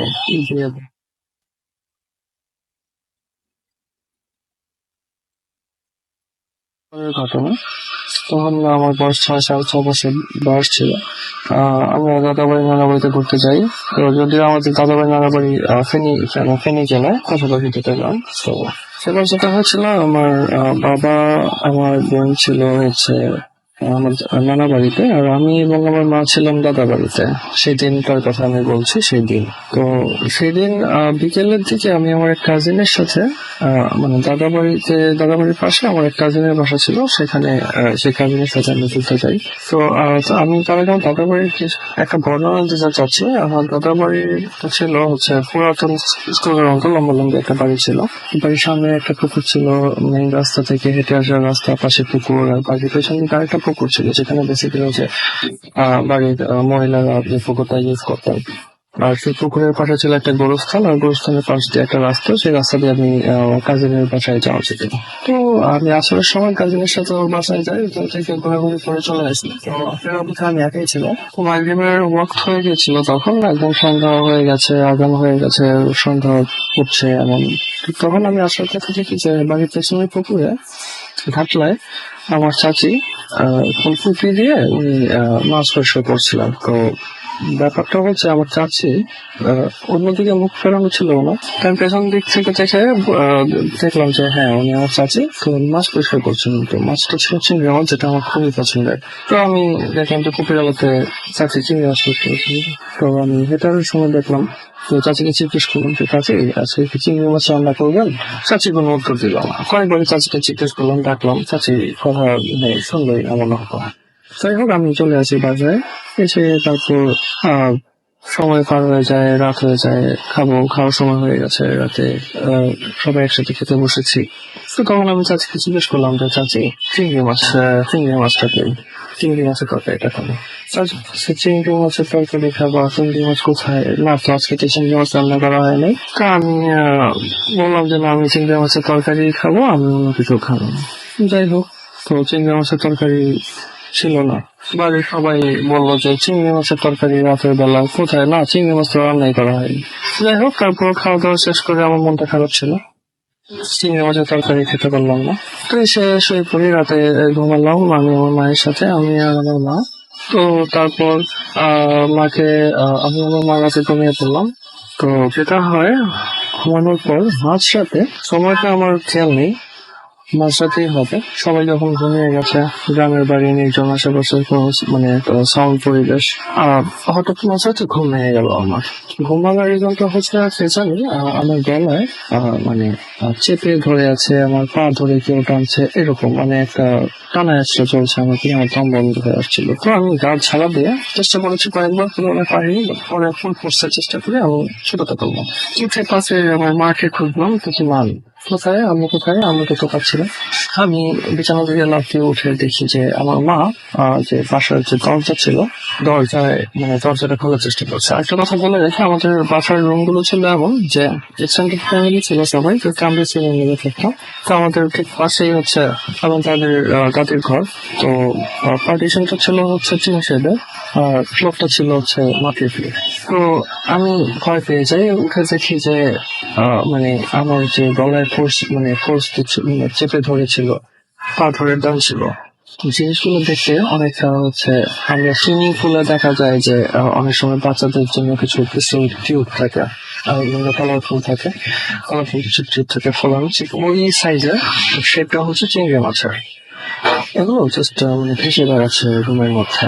মানে আমি এটা দেখে আমার ভয়ে আমার হাত পা আমার আমি জাস্ট আমি মাকে খুঁজছিলাম। তো আমি দেখি যে বিছানা থেকে উঠে দেখি যে আমার মা দরজায় মানে দরজা খোলার চেষ্টা করছে, আর আমার মা চুলগুলো ছাড়া ছিল, আর সেই ভেসে বেড়ানো জিনিসগুলো কয়েকটা আমার মায়ের মানে চুলের উপরে আটকে আছে, কিছু ভেসে বেড়াচ্ছে। আমার মা চিৎকার করে করে বলছিল যে মা দরজা খোলেন, দরজা খোলেন। তো ব্যাপারটা হচ্ছিল যে ভিতর থেকে দরজা কিন্তু মা খুলছে, বাট বাইরে থেকে লাগানো। তো আমার দাদি চিৎকার চেঁচামেচি শুনে, ওনার সাথে আমার ছোট চাচি থাকতো, তো আমার ছোট চাচি আমার দাদি উঠে আসেন। উঠে এসে আমার দরজার পাশ থেকে মানে বাইরের দিক থেকে ওনারা বলছিলেন যে দরজাগুলো, কারণ ওনারা ভাবছিলেন দরজাটা ভেতর দিক থেকে লাগানো, কিন্তু আমার মা বলছিল না, দরজা ভেতর দিক থেকে লাগানো না। তখন আমার চাচি খেয়াল করলেন যে আসলে দরজাটা সামনের দিক থেকে লাগানো। যাই হোক, ওনারা দরজা খোলার ব্যবস্থা দিলেন, ছড়িবর্তী নিয়ে। দরজা খোলার পর আমার মা প্রায় সেন্সলেস। আমি প্রথমে কিছু বুঝে উঠতে পারিনি যে আসলে ঘটনাটি কি ঘটলো। তখন সেই জিনিসগুলো আমি দেখছিলাম যে ভেসে বেড়াচ্ছে, বাট সংখ্যায় কমে গেছে। আমার দাদি আমাকে কোলে তুলে নিল, উনি আমাকে অবৈধ বলছেন কি দেখেছ, কিছু না। আমি সুরাতে করছিলেন, ততক্ষণে আমার চাচি আমার মাকে পানি খাওয়াচ্ছিলেন, মাথায় পানি দিচ্ছিলেন, আর ফ্লোরটা ছিল মাটি। তো আমার দাদি আমাকে কোলে নিলেন, তো আমি ওনার ব্যাক সাইডে আমার আর মানে উনি আমাকে কোলে নিলেন। তো ওনার উনি সামনের দিকে দেখছেন, আমি ওনার পেছন দিকটা দেখতে পাচ্ছি। তো আমার দাদি আমাকে বলছে কি দেখেছো, কি দেখেছো। তো তখনই দেখি যে সেই মানে সেই বড় বড় সেই চিংড়ি মাছগুলো যেগুলো ভেসে বেড়াচ্ছিল, সেগুলো যে সাথে মিশে যাচ্ছে। আমি দাবি করলাম তাদের বলতে। যাই হোক, তারপর সেই দিনের পর আমরা দাদির সাথে থাকি। সে রাতে আর তেমন কিছুই ঘটেনি, বাট কিছু কিছু ঘটনা ঘটেছিল, ছোটখাটো কিছু ঘটনা যেগুলো পরে ফাইন্ড আউট করা হয়েছে। ফার্স্ট কথা ছিল যে আমাদের যে দরজাটা ভেতর দিক থেকে লাগানো ছিল, আমরা যখন খুললাম তারপর হচ্ছে দেখা গেল যে বাইরের দিক থেকে লাগানো। সেই দরজাটা লাগানো ছিল হচ্ছে সুতলি জিনিসটা হচ্ছে চটের চটের যে রশি বা দড়ি যেটাকে আমরা বলি চিকন, সেই দড়ি সেই ধরনের সুতলি দিয়ে বাঁধা ছিল বাইরের দিক থেকে, এমন ভাবে বাঁধা ছিল পুরোটা। তাই দরজাটা খুলতেও দেরি হয়েছিল অনেকটা। তারপর দাদি যখন আমাকে বললেন যে জিনিসগুলো দেখতে কেমন, বা আমার মাকে যখন জিজ্ঞেস করলেন, তখন বর্ণনা দেওয়ার পর চিংড়ি মাছের ব্যাপারটা সামনে চলে আসে। দেখতে চিংড়ি মাছের সেই পেয়েছে। তখন আমার দাদি আমাকে তারপর জিজ্ঞেস করলেন যে চিংড়ি মাছ তুমি বলছিল যে গতকালকে চিংড়ি মাছ রান্না তুমি খাবা, চিংড়ি মাছ কোথায় দেখেছো তুমি, কাকে দেখেছো চিংড়ি মাছ? তখন আমি বললাম যে আমি তো চাষিকে দেখছিলাম যে পুকুর পাড়ে চিংড়ি মাছ প্রিপেয়ার করছিল। তখন আমার চাচি জাস্ট বললেন যে না, আমি তো পুকুর ঘাটে ছিলাম না, মাহবুবের সময় আমি নামাজে ছিলাম, আমি পুকুর ঘাটে কেন থাকবো, চিংড়ি মাছ কিভাবে পরিষ্কার করবি? আর চিংড়ি মাছ পরিষ্কার যদিও করতাম তাহলে তো অবশ্যই রান্না করতাম না। ঘটনাটা হলো, তাহলে আমি যখন বাড়িতে ঢুকছিলাম সেদিন সন্ধ্যায় পুকুর ঘাটে কে ছিল যাকে আমি ডাকলাম, কিন্তু কোনো রেসপন্স আসলো না। আর কে বা সুতলি দিয়ে বাইরের দিক থেকে দরজাটা এভাবে লিটিল পর দিয়ে বেঁধে রেখেছিল করার মধ্যে।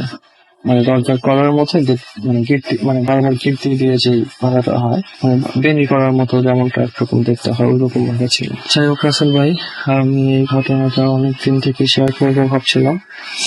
ধন্যবাদ রাসেল ভাই, ভালো থাকবেন।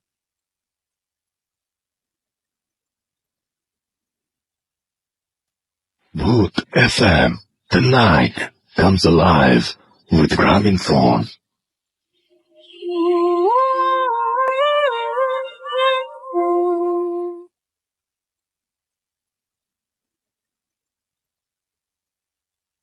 Welcome back.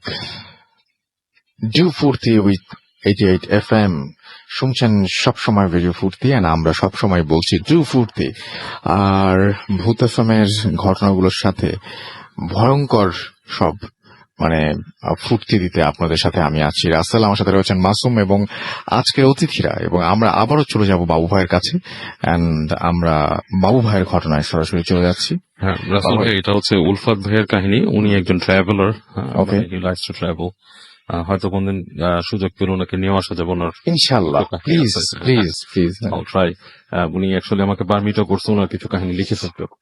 আচ্ছা, ওয়েল, আচ্ছা, এটা হচ্ছে ওনার ইজিপ্ট ট্যুরের কাহিনী। হ্যাঁ, ইজিপ্টের উনি মিশরে গিয়েছিলেন মানে জি। বেড়াতে, পিরামিডস এন্ড সবকিছু দেখতে আর কি, ট্যুরিজমের আন্ডারে। বাট সিন্স উনি ট্রাভেলিং খুব লাইক করেন, আর ওনার অবস্থাটাও ট্রাভেলিং করার মতোই আর কি, ওয়েল কমফোর্টেবল পারসন। তো উনি ট্রাভেলারদের থেকে বেরিয়ে উনি থেকে যান কিছুদিন। উনি বলে যে আমি একটু এক্সটেন্ড করবো আর কি।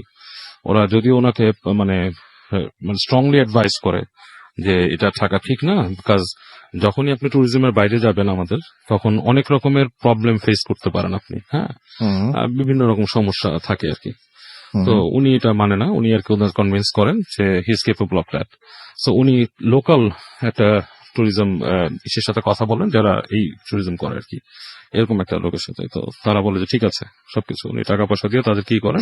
ওনার প্ল্যান ছিল যে পিরামিডের যে এলাকাগুলোতে ট্যুরিস্টরা থাকতে পারে সেসব এলাকায় উনি থাকবেন কয়দিন, এবং ওনার মেন ইস্যু ছিল যে আমি সন্ধ্যার পরের সময়গুলো থাকতে চাই, কারণ দিনের বেলা যে ঘোরাঘুরিটা হয় সেটার মধ্যে নাকি আসলে তেমন কিছু আর কি পাওয়া যায় না, মানে চার্ম পাওয়া যায় না, বাট খুবই একটা অর্ডিনারি জিনিস হয়, দেখে আসা যায়। আচ্ছা।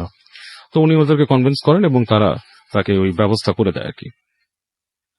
তো উনি যেটা বলেন যে প্রথম যে এক্সপিরিয়েন্সটা ওনার যে পিরামিডের বাইরের অংশটা আর কি, বলে যে যখনই ওখানে কিন্তু বেশ ঠান্ডা, আমরা যতদূর জানি যে গরম এরকম কিন্তু না, বেশ ঠান্ডা জায়গা।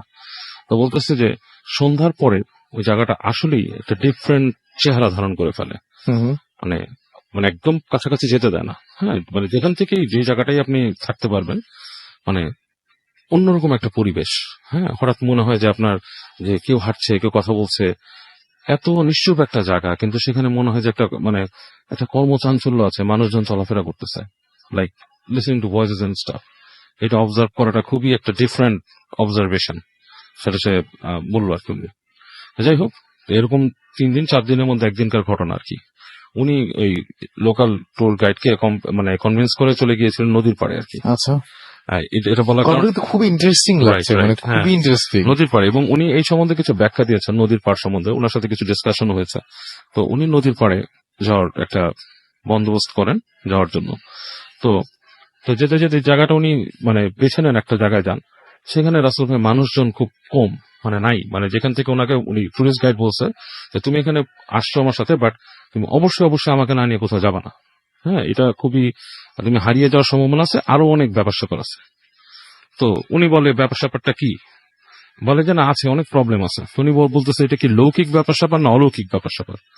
হ্যাঁ, বলে আছে, অনেক রকম লৌকিকও আছে, মানে অনেক রকম মানুষ আছে, ওরা কিডন্যাপ করে নেয়, এটা সেটা হয়, বা বিপদ হতে পারে তোমার। হ্যাঁ, সো তুমি আমাকে ছাড়া কোথাও যাবে না, বা আমার ইনস্ট্রাকশন ছাড়া কোথাও মুভ করবে না। তো উনি ওদের কথা শুনে উনি ওনার মতো যারা কিউরিয়াস মাইন্ড, তারা কিন্তু আসলে কিউরিয়াস কর্ম করতে পছন্দ করেন বেশি। তো উনি ওই লোকটাকে বলে যে ঠিক আছে, আমি এখানে বসে থাকি, এখান থেকে নদী তো প্রায় কয়েকশো মিটার দূরে, তো আমি এখানে বসে আছি, এখানে সিগারেট খাবো এবং আমার মতো সময় কাটাবো, তুমি আমাকে ডিস্টার্ব করো না, তুমি তোমার রিক্সে চলে যাও। তো ওই লোকটা তার যে টেন্ট টাইপের আছে, মানে ফিক্সড টেন্ট টাইপের, ওখানে চলে যায়। উনি বসে আছে, অনেকক্ষণ বসে থাকে। তো বললো যে বেশ নীরব, হ্যাঁ, মানে শুধু নদীর শব্দ পাওয়া যাচ্ছে, এবং যে জায়গাটা গেছেন এটা পাথুরে একটা জায়গা আর কি, and that's the river Nile, কিন্তু নীল নদ। ও হ্যাঁ, হ্যাঁ, নীল আচ্ছা। নদ। তো বসে আছেন, তো পাথুরে একটা অঞ্চল বেশি সে। তো একসময় উনি বসে থাকতে থাকতে উনি সিগারেট খান, সিগারেট খেয়ে একসময় বসে তো ওনার ঝিমুনি চলে আসে এবং উনি ঘুমিয়ে যান। হুম হুম। তো ওনার এক্সপিরিয়েন্স হচ্ছে তারপরে উনি বলছে যে উনি যখন ঘুমিয়েছে হঠাৎ উনি ফিল করেন যে ওনার চেতনা আসছে, জেগে গেছেন উনি, কিন্তু উনি নড়তে পারতেছেন না। ইটস লাইক বোবায় ধরার মতো একটা জিনিস, যেটা আমরা সবসময় জানি স্লিপ প্যারালিসিস।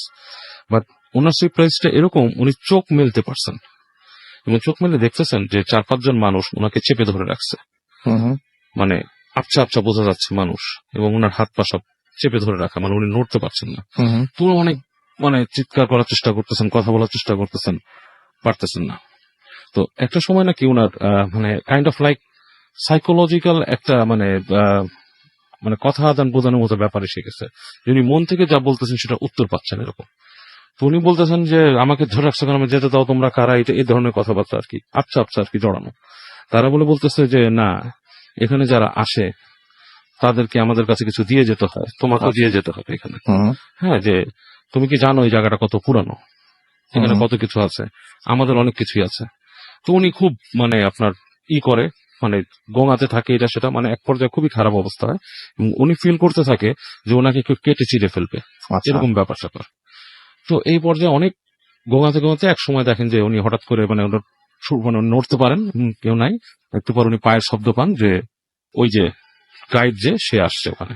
হুম গাইড আসার পর ওনার শব্দ শুনে গাইড বলে, তোমার কি হয়েছে, তুমি এখানে আসছো কেন, তোমাকে আমি বলছি যে এত দূরে থাকতে, তুমি এখান থেকে একদম নদীর কাছাকাছি চলে আসছো, কাজটা ঠিক করো নাই। এখানে তোমাকে লৌকিক অলৌকিক বলতে যেটা বুঝেছি, এখানে কিন্তু কুমিরও আছে পানির পরে, হ্যাঁ, তুমি এই কুমিরও তোমাকে ধরতে পারে, এবং আমাদের এই নায়ালের ক্রক্স অনেক ডেঞ্জারাস জিনিস, এসে বুঝায়। তো উনি বলে যে হাঁপাতে থাকে, বলে যে অ্যাকচুয়ালি আমি তো টুরিস্ট, আমি অ্যাডভেঞ্চারার, আমি ঘুরি, এটা আমার পছন্দের জিনিস, বাট তুমি আমাকে বলো, সিন্স তুমি টুরিস্ট গাইড, তুমি এখানে অনেক মানুষকে নিয়ে আসো, তুমি বলো অলৌকিক ব্যাপারটা কি।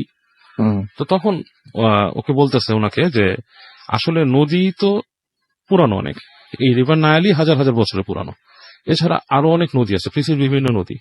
একটা জিনিস তুমি কেন বোঝো না, নদীতে অনেক রকম চর্চা হয়, নদীর একটা স্বতন্ত্র প্রাণ আছে।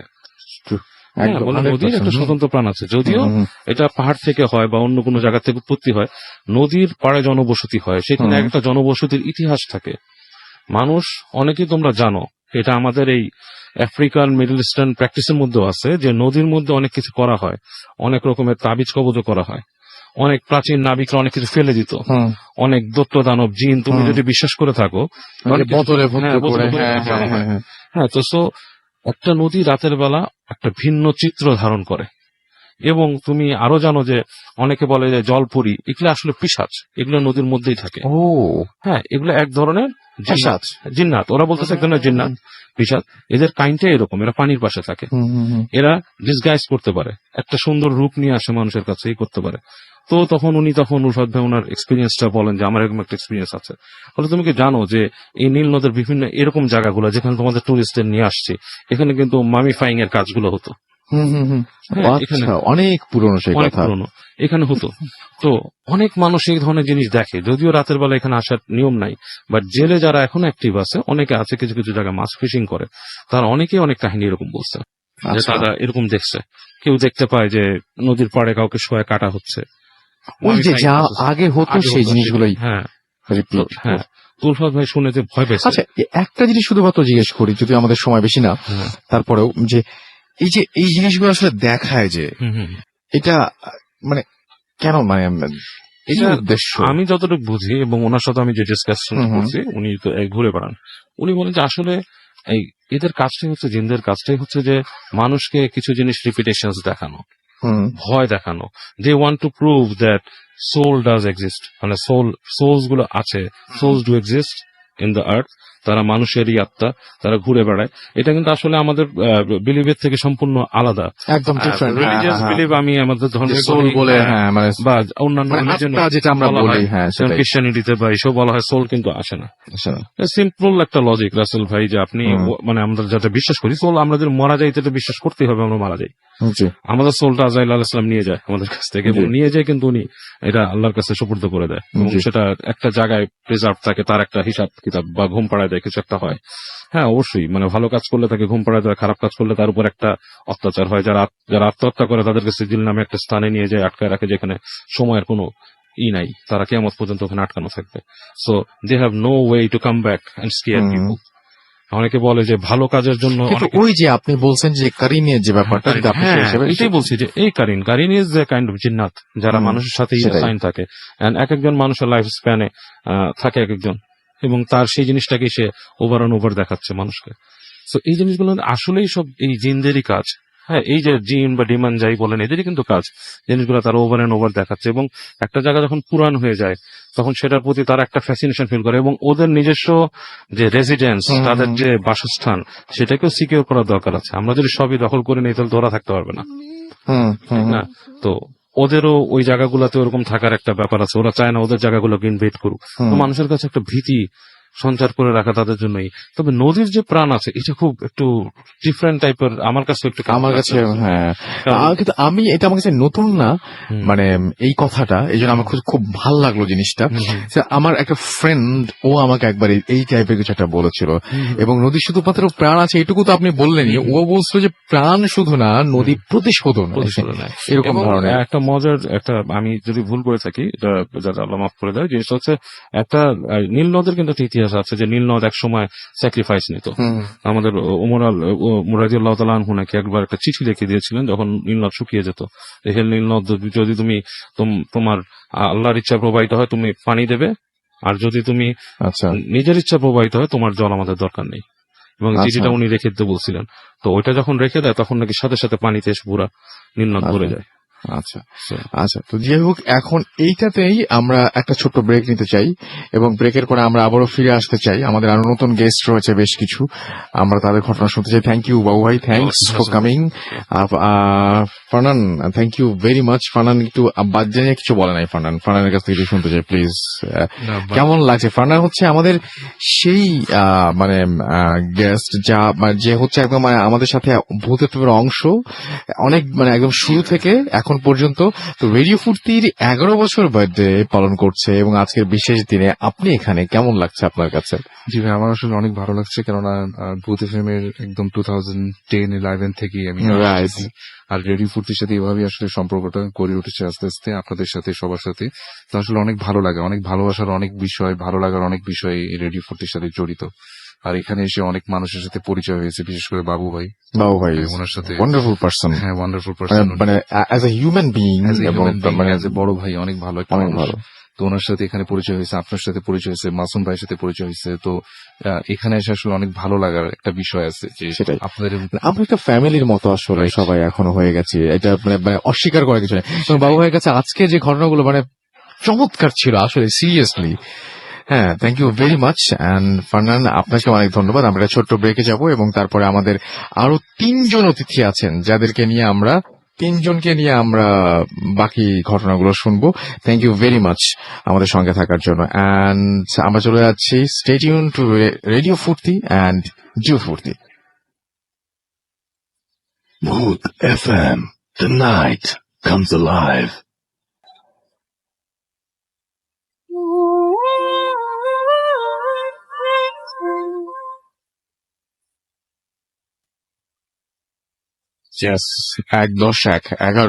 আমরা 11 বছর পার করে আসছি ডু ফুর্তি যত পারো উইথ 88 FM, অ্যান্ড আমরা সবসময় আপনাদেরকে বলছি যে উইথ 88 FM ডু ফুর্তি, এবং আশা করছি যে ভূত এফএম নিয়ে আজকের সেই ফুর্তিটা অনেক বেশি জমে উঠেছে। অ্যান্ড আমরা যেটা করব সেটা হচ্ছে এখন আরো একটা ঘটনা যাব, তবে তার আগে আমরা কিছু আপনাদের লেখা পড়তে চাই, এবং সেটা না পড়লেই না।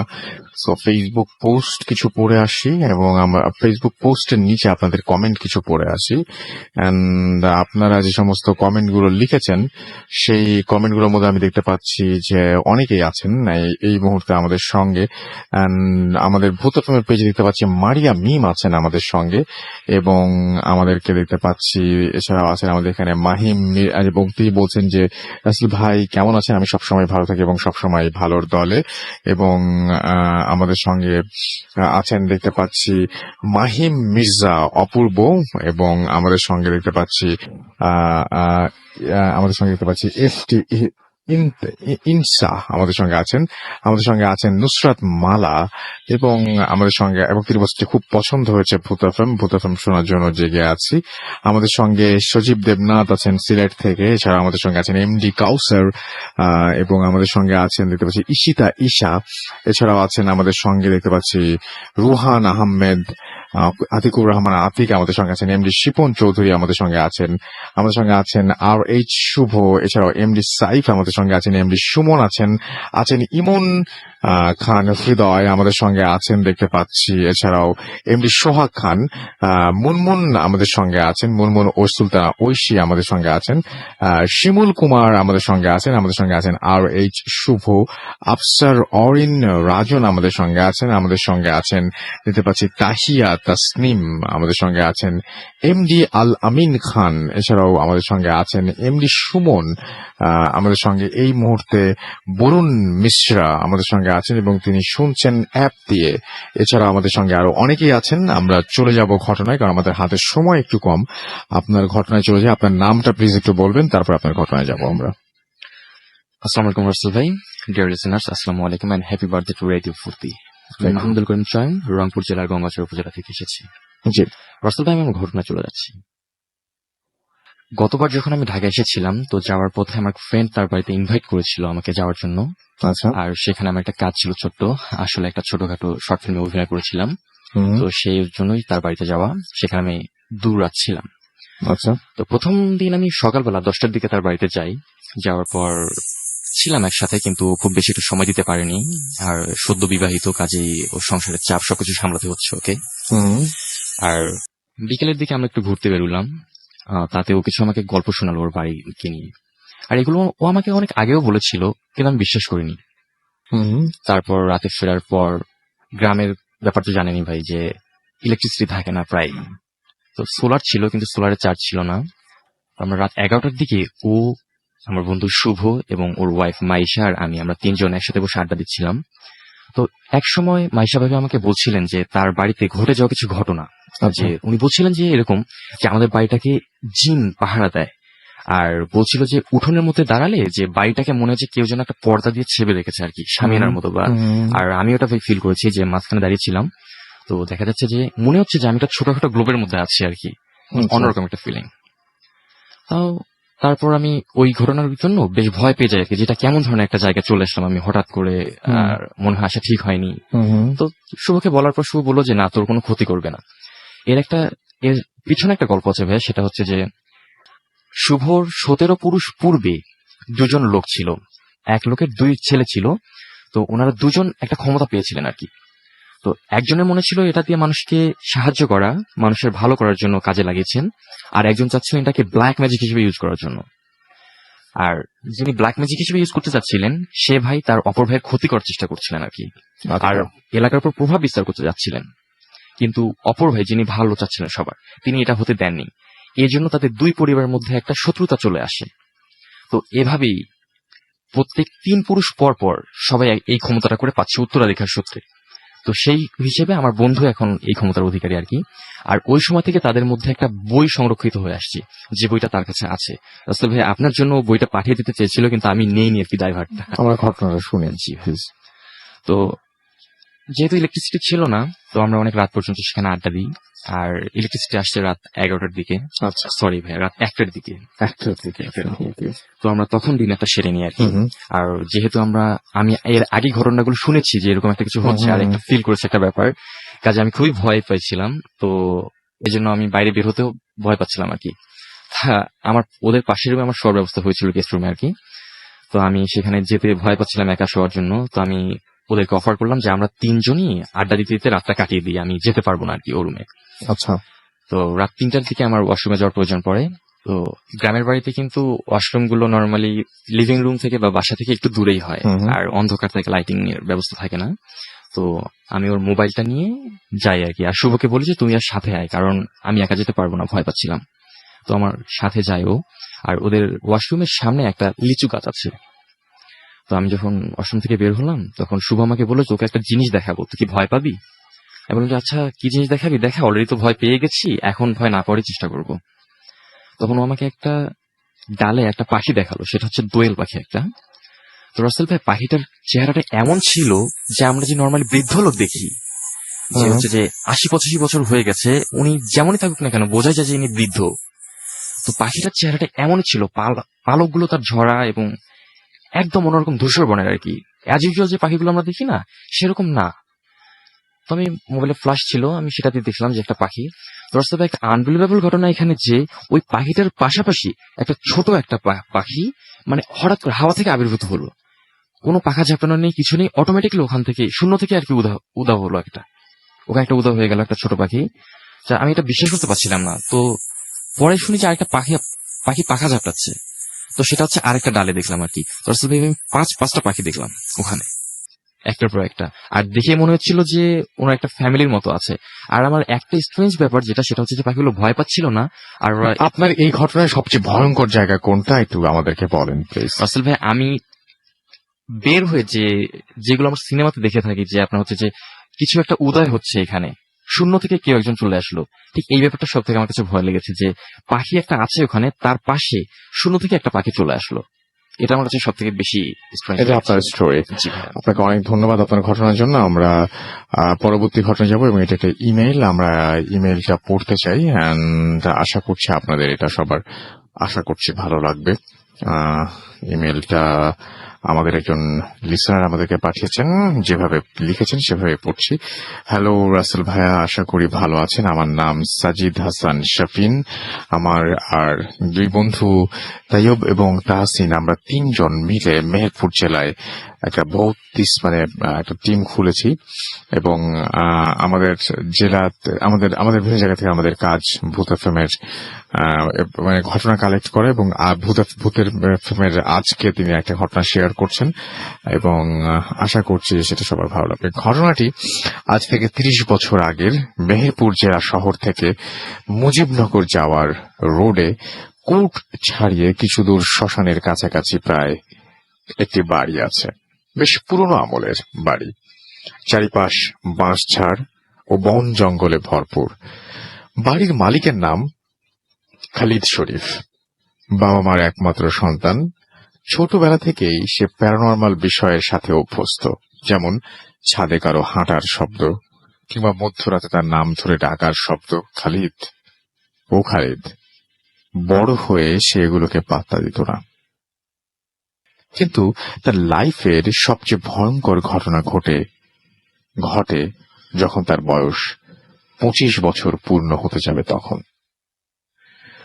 তো ওই সময়ে রোজার ঈদ, বেশ হাসি খুশিতেই বাড়ি আসে, কারণ ঈদের পরের দিনই তার 25তম জন্মদিন ছিল। সে ভেবেছিল এটাতে একটু সেলিব্রেট করা যায় কিনা, কিন্তু ঘটনা ঘটতে থাকে ঈদের দিন রাত থেকেই। ঈদের দিন সারা বিকেল বন্ধুদের সাথে ঘোরাঘুরি করে সন্ধ্যার একটু পর বাড়ির পথে রওনা দিল। বাড়ি থেকে 50 মিটার দূরে শ্মশানের শেষ মাথায় আসতে সে শুনতে পায় কে যেন তার নাম ধরে ডাকছে। সে পেছন ফিরে কাউকেই খুঁজে পায় না। বিষয়টা তার কাছে ভৌতিক মনে হওয়ায় সে দ্রুত বাড়ি ফিরতে থাকে। পথে তার আর কিছুই ঘটেনি, ফলে এই ব্যাপারে সবকিছু সে ভুলে যায়। রাতে ভাত খেয়ে খালিদ ঘুমোতে চলে যায় আর ভাবতে থাকে কাল বাদে পরশুদিন তো বার্থডে, কি করা যায়। এই ভাবতে ভাবতে সে 12টা নাগাদ ঘুমিয়ে পড়ে। রাত প্রায় 1:45 তার ঘুম ভাঙলে সে যেটা দেখে তা দেখার জন্য সে প্রস্তুত ছিল না। দেখতে পায় খাট থেকে কমপক্ষে 2 ফুট উচ্চতায় ভাসছে সে নিজে এবং ঘরের কোনায় একটা ব্ল্যাক শ্যাডো দাঁড়িয়ে আছে। এতে একটু একটু করে বেশ ভয় পেয়ে যায় সে দ্রুত দোয়া-দরুদ পড়তে থাকে। একটু পরে ব্ল্যাক শ্যাডোটা তার কাছে আসতে থাকে এবং খাটের একেবারে কোনায় এসে দাঁড়ায়। ব্ল্যাক শ্যাডোটা তার দিকে তাকিয়ে পিচ্ছিরি ভাবে হাসে এবং হঠাৎ করে সেটি হারিয়ে যায়। ব্ল্যাক শ্যাডোটা হারিয়ে যাওয়ার সাথে একদম প্রায় সাথে সাথেই সে খাটের উপরে ধপাস করে পড়ে যায়। খাটের উপর থেকে পড়ে গিয়ে সে সেন্সলেস হয়ে যায়। ভোরে ফজরের আজানের সময় তার সেন্স আসে এবং সেন্স ফিরে সে নিজেকে শ্মশানে আবিষ্কার করে। সে নিজেকে কোনো মতে সামলিয়ে নিয়ে বাড়ি ফেরে। বাড়ি ফিরে ঘটনাটি সে কাউকে জানায়নি। সে একজন ভালো কবিরাজকে চিনত। কবিরাজের কাছে গেলেন। কবিরাজ তাকে একটা কাগজে কিছু লিখে দেয় এবং বলে রাত প্রায় 2:45টার সময় একটা গাড়ি আসবে যা কয়টি শেয়াল টেনে আনবে। তবে ভয় পাওয়ার কিছু নেই, এই চিঠিটি ওই গাড়ির ভেতরে ফেলে দিতে হবে, আর কোনো মতেই এই কাগজটা খুলে পড়া যাবে না। তারপর ভোরে একটা টিকটিকি তোমার দরজার সামনে পড়ে থাকবে। সেই টিকটিকিটিকে শ্মশানের একটা কোনায় মাটি চাপা দিয়ে আসতে হবে। খালিদ কবিরাজের কথা মতো রাত 2:45টার আগে, তার আগে থেকে দাঁড়িয়ে অপেক্ষা করতে থাকে। একটু পরে সে দেখতে পায় 8টা হিংস্র শেয়াল একটি গাড়িকে টেনে আনছে এবং খালিদ ভয় না পেয়ে ওই গাড়ির ভেতরে ছুঁড়ে মারে। পরে ভোরে মরা টিকটিকি শ্মশানের একটি কোনায় সে পুঁতে দিয়ে আসে। তারপর আবার কবিরাজের কাছে গিয়ে চিঠিতে কি লেখা ছিল তা জানতে চাইলে খালিদকে সে শুধু এটুকুই বলেছিল যে ওই গাড়িটি ছিল জিনদের বাদশার গাড়ি, আর ওই মরা টিকটিকিটি ছিল একটা জিন। দেখো, তোমার জন্মের সাথে সাথেই তোমার উপর ব্ল্যাক ম্যাজিক করা হয়েছিল। ব্ল্যাক ম্যাজিকের মাধ্যমে সে একটা জিনকে দায়িত্ব দেওয়া হয়েছিল তোমার 25তম বার্থডেতে তোমাকে মেরে ফেলার জন্য, কিন্তু আমি তোমাকে এই যাত্রায় বাঁচিয়ে দিলাম। তোমার কোন নিকট আত্মীয়ই সম্পত্তির লোভে এই কাজটি করেছে, কিন্তু আমি তার নাম বলবো না। এরপর থেকে খালিদের আর কোনো প্রবলেম হয়নি, কিন্তু আজ পর্যন্ত মনে প্রশ্ন থেকে যায় কবিরাজজি ওই চিঠিতে কি লিখেছিলেন, আর কেই বা তার উপরে ব্ল্যাক ম্যাজিক করেছিল। এসব প্রশ্নের উত্তর আজও অধরা। এই ছিল ঘটনা, এবং সাজিদ, তাইয়ব এবং তাসিন আপনাদের কাছ থেকে আরো ঘটনার প্রত্যাশা করি। আমরা ছোট্ট একটা বিরতিতে যাচ্ছি, বিরতির পরে আবারও ফিরে আসবো। সেই পর্যন্ত আমাদের সঙ্গে থাকুন। স্টে টিউন টু রেডিও ফুর্তি অ্যান্ড ডু ফুর্তি। Booth FM. The night comes alive with Graminphone.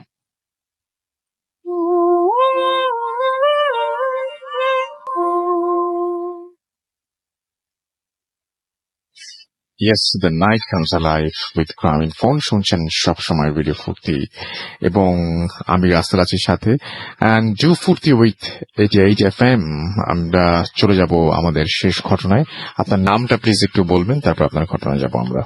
আসসালামু আলাইকুম, আমি তানবীর আহমেদ রিফাত, জি। কুমিল্লা থেকে এসেছি, ঢাকার মহাখালীতে থাকি। তো আমি আমার হিস্ট্রিতে যাওয়ার আগে সবাইকে জন্মদিনের অনেক অনেক শুভেচ্ছা। Thank you. তো রাসেল ভাই, আজকে আমি যে গল্পটা আপনাদের সাথে শেয়ার করব সেটা আমার রুমমেট মিনারের কাছ থেকে শোনা। ওর বাড়ি নোয়াখালীতে, নোয়াখালী কোন একটা গ্রামে। ওর আম্মুর সাথে এই ঘটনাটা ঘটেছে। ঘটনাটা হয়েছিল আনুমানিক 75-এর দিকে। তখন ছিল একটা ধান কাটার মৌসুম। ওর আব্বা একটা প্রাইভেট কোম্পানিতে জব করতো। সেখান থেকে বিকালে এসে উনি যে কৃষকরা ছিল বা ওনার কাজে যে লোকেরা ছিল তাদেরকে নিয়ে ধান কাটতে যেতেন। আর এদিকে ওর মা রাত জেগে, সকাল থেকে বা রাত জেগে ধান সেদ্ধ করতেন। ধান সেদ্ধ করতেন। তো যেদিন ঘটনা, ওই দিন ওনার আব্বা ধান কাটতে গেলেন। সেদিন আন্টিও ধান সেদ্ধ করছিলেন। তো ধান সিদ্ধ করতে করতে রাসেল ভাই, তখন ইলেকট্রিসিটি ছিল না, কুপির ব্যবস্থা, হারিকেনের ব্যবস্থা ছিল। তো ধান সিদ্ধ করতে করতে ওনাকে অনেক রাত হয়ে যায়, আনুমানিক 12টা-1টা। যেহেতু ইলেকট্রিসিটি ছিল না, তার উপর গ্রাম, বুঝতেই পারছেন, অনেক আগে একদম। তারপর উনি ধান সেদ্ধ করে সবকিছু একদম ওকে করে উনি ফ্রেশ হওয়ার জন্য গোসল করতে গেলেন। ওনাদের গ্রামে ওনার বাড়ির পাশেই পুকুর ছিল। পুকুরে গোসল করতে যান, হাতে ছিল কুপি। তো উনি যখন গোসল করতে গেলেন, গোসল করতে গিয়ে উনি পুকুরের ঘাটে কুপির আলতে যতটুকু দেখা যায়, উনি দেখলেন যে একজন সুন্দর একজন মহিলা সেখানে গোসল করছে। তো উনি চিন্তা করলেন হয়তো পাড়া প্রতিবেশী কেউ হবে, গোসল করছে। তো উনি ওনার পরিচিত কয়েকজনের নাম ধরে ডাকলেন, কিন্তু রাসেল ভাই উনি নাম ধরে ডাকলেন ঠিক, কিন্তু ওই মহিলা কোনো সারা শব্দ করেনি, সে তার মতো করেই গোসল করছে। তো তিনি চিন্তা করলেন হয়তো নতুন কেউ হয়েছে, আসছে, এই জন্য হয়তো তার সাথে কথা বলছে না বা ডাকে কোনো সারা শব্দ করছে না। তো উনি ওনার মতো করে গোসল করে একদিক দিয়ে নেমে ঘাটের একদিক দিয়ে নেমে গোসল করে চলে আসে। তো আসার পর ওনার হাজবেন্ড এখনো আসেনি, তো উনি চিন্তা করলেন যে যেহেতু অনেক সারাদিন পরিশ্রম করলেন তো একটু জিরে নিই। তো রাসেল ভাই আগেকার দিনে যে বেড়ার ঘরে যে বেড়ার দরজা ছিল, ওই দরজাটা একটু হালকা ভাবে লাগিয়ে ভেতরে যে হারিকেন ছিল, হারিকেনের যে আলোটা ওটা একটু নেবু নেবু করে উনি জ্বালিয়ে রেখেছিলেন। রেখে উনি খাটের উপর শুয়ে হঠাৎ ঘুমিয়ে পড়েন। তো ঘুমিয়ে পড়েন, হঠাৎ করে এক পর্যায়ে তার ঘুম ভেঙে যায়। ঘুম ভেঙে যাওয়ার পরে তিনি ফিল করেন যে তার গলার মধ্যে কেউ চেপে ধরে আছে, তার নিঃশ্বাস নিতে কষ্ট হচ্ছে। শুধু চেপে ধরে আছে এটাই বড় কথা না, ওনাকে টেনে হিসড়ে ঘরের বাইরে নিয়ে যাওয়ার চেষ্টা করছে। এক প্রকার দুজনে মিলে, মানে যে অদৃশ্য জিনিসটা তাকে ধরে রেখেছে এবং তিনি দুজনে মিলে খুব ধস্তাধস্তি করছে। মানে এর এমন ধস্তাধস্তি, মানে অনেক রকম ধস্তাধস্তি হচ্ছে। ইভেন তার গলার মধ্যে এবং তার পায়ে ধরে তো নিয়ে যাচ্ছে, পায়ের মধ্যে ক্র্যাশ পড়ে যায়, দাগ পড়ে যায়। এই ফাঁকে ওনার হাজবেন্ড আসলেন। আসার পর ওনার হাজবেন্ড যেটা বললেন যে উনি দেখলেন যে ওনার স্ত্রী ওই দরজার সামনে বসে হাত পাও ছোড়াছুড়ি করছে। সাথে সাথে গিয়ে উনি ওনার ওয়াইফকে ধরলেন। ধরার পরে উনি সেন্সলেস হয়ে যান, অজ্ঞান হয়ে যান।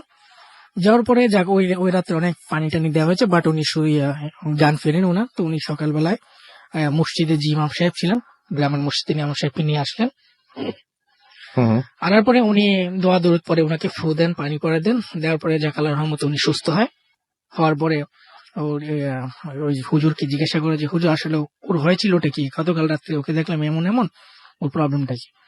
তো হুজুর যেটা বললেন যে আসলে গতকাল রাত্রে আপনার স্ত্রী যে পুকুরে গোসল করতে গিয়ে যে মহিলাটাকে দেখেছিল, ওটা ছিল একটা পরী। ওখানে নিরিবিলি গোসল করছিল, কিন্তু আপনার ওয়াইফ তাকে ডিস্টার্ব করার ফলে সে তার উপর খুব রাগান্বিত হয়। রাগান্বিত হওয়ার ফলে সে প্রতিশোধ স্বরূপ রাতে তাকে মেরে ফেলতে চায়, বা তাকে যদি বাড়ি থেকে নিয়ে যেত তাহলে তার হয়তো এতক্ষণ ডেড বডি পাওয়া যেত। তো রাসেল ভাই ওনাকে তাবিজ পরা দেওয়া হয়, তাবিজ দেওয়া হয়, পানি পরা দেওয়া হয়। দেওয়ার পর বলা হয় যে এগুলা ব্যবহার করার জন্য। তো রাসেল ভাই ঘটনাটা এখানে শেষ হয়ে গেলে পারতো। তো অনেক বছর পর ওনাকে বলা হয়েছিল কন্টিনিউ তাবিজটা ইউজ করার জন্য, কিন্তু অনেক বছর পর উনি একবার অজু করার জন্য ওই তাবিজটা খুলে রাখেন। খুলে উনি মাগরিবের সময় অজু করতে যান, ওই ঘাট দিয়ে তিনি অজু করতে যান। যাওয়ার সময় তিনি যখন ঘাটে নামবেন, হঠাৎ করে কে যেন তাকে গলায় চেপে ধরে একদম উপরে তুলে সজোরে পেছন দিকে ধাক্কা মেরে ফেলে দিলে ওনার পেছনে সুপারি গাছ ছিল, সুপারি গাছের মধ্যে উনি ওনার পিঠ লেগে প্রচন্ড রকমের আঘাত পান এবং তিনি সেখানে সেন্সলেস হয়ে যান। তো ওনাকে আবার ধরাধরি করে ওখান থেকে নিয়ে আসা হয়। নিয়ে আসার পরে ওনাকে আবার ওই পানি পড়া বা তাবিজ দেওয়া হয়। হুজুরকে আনা হয়। তখন ওই হুজুর ছিলেন না, অন্য হুজুর ছিলেন। তো হুজুর বলেন হয়তো ওনার সাথে আগে যে জিনিসটা ছিল বা নতুন কোন একটা জিনিস হয়তো ওনার উপরে অ্যাটাক করেছে। অ্যাটাক করার পর আজকে তিনি যেহেতু তাবিজটা খুলে রেখেছেন, তো তাকে অ্যাটাক করার একটা মোক্ষম সময় পেয়ে যায়, যার কারণে তাকে আজকে অ্যাটাক করা হয়। যাকে আল্লাহ বাঁচিয়েছে, যেহেতু মাগরিব রক্ত আজানও পড়ে গেছে, সেই জন্য আল্লাহ বাঁচিয়েছে, তিনি এখন সম্পূর্ণ সুস্থ। তবে তিনি যতদিন বেঁচে আছেন ওই তাবিজটা তাকে কন্টিনিউ ব্যবহার করতে হবে। তো রাসেল ভাই, এটা ছিল আমার ঘটনা। থ্যাংক ইউ সো মাচ আপনার ঘটনা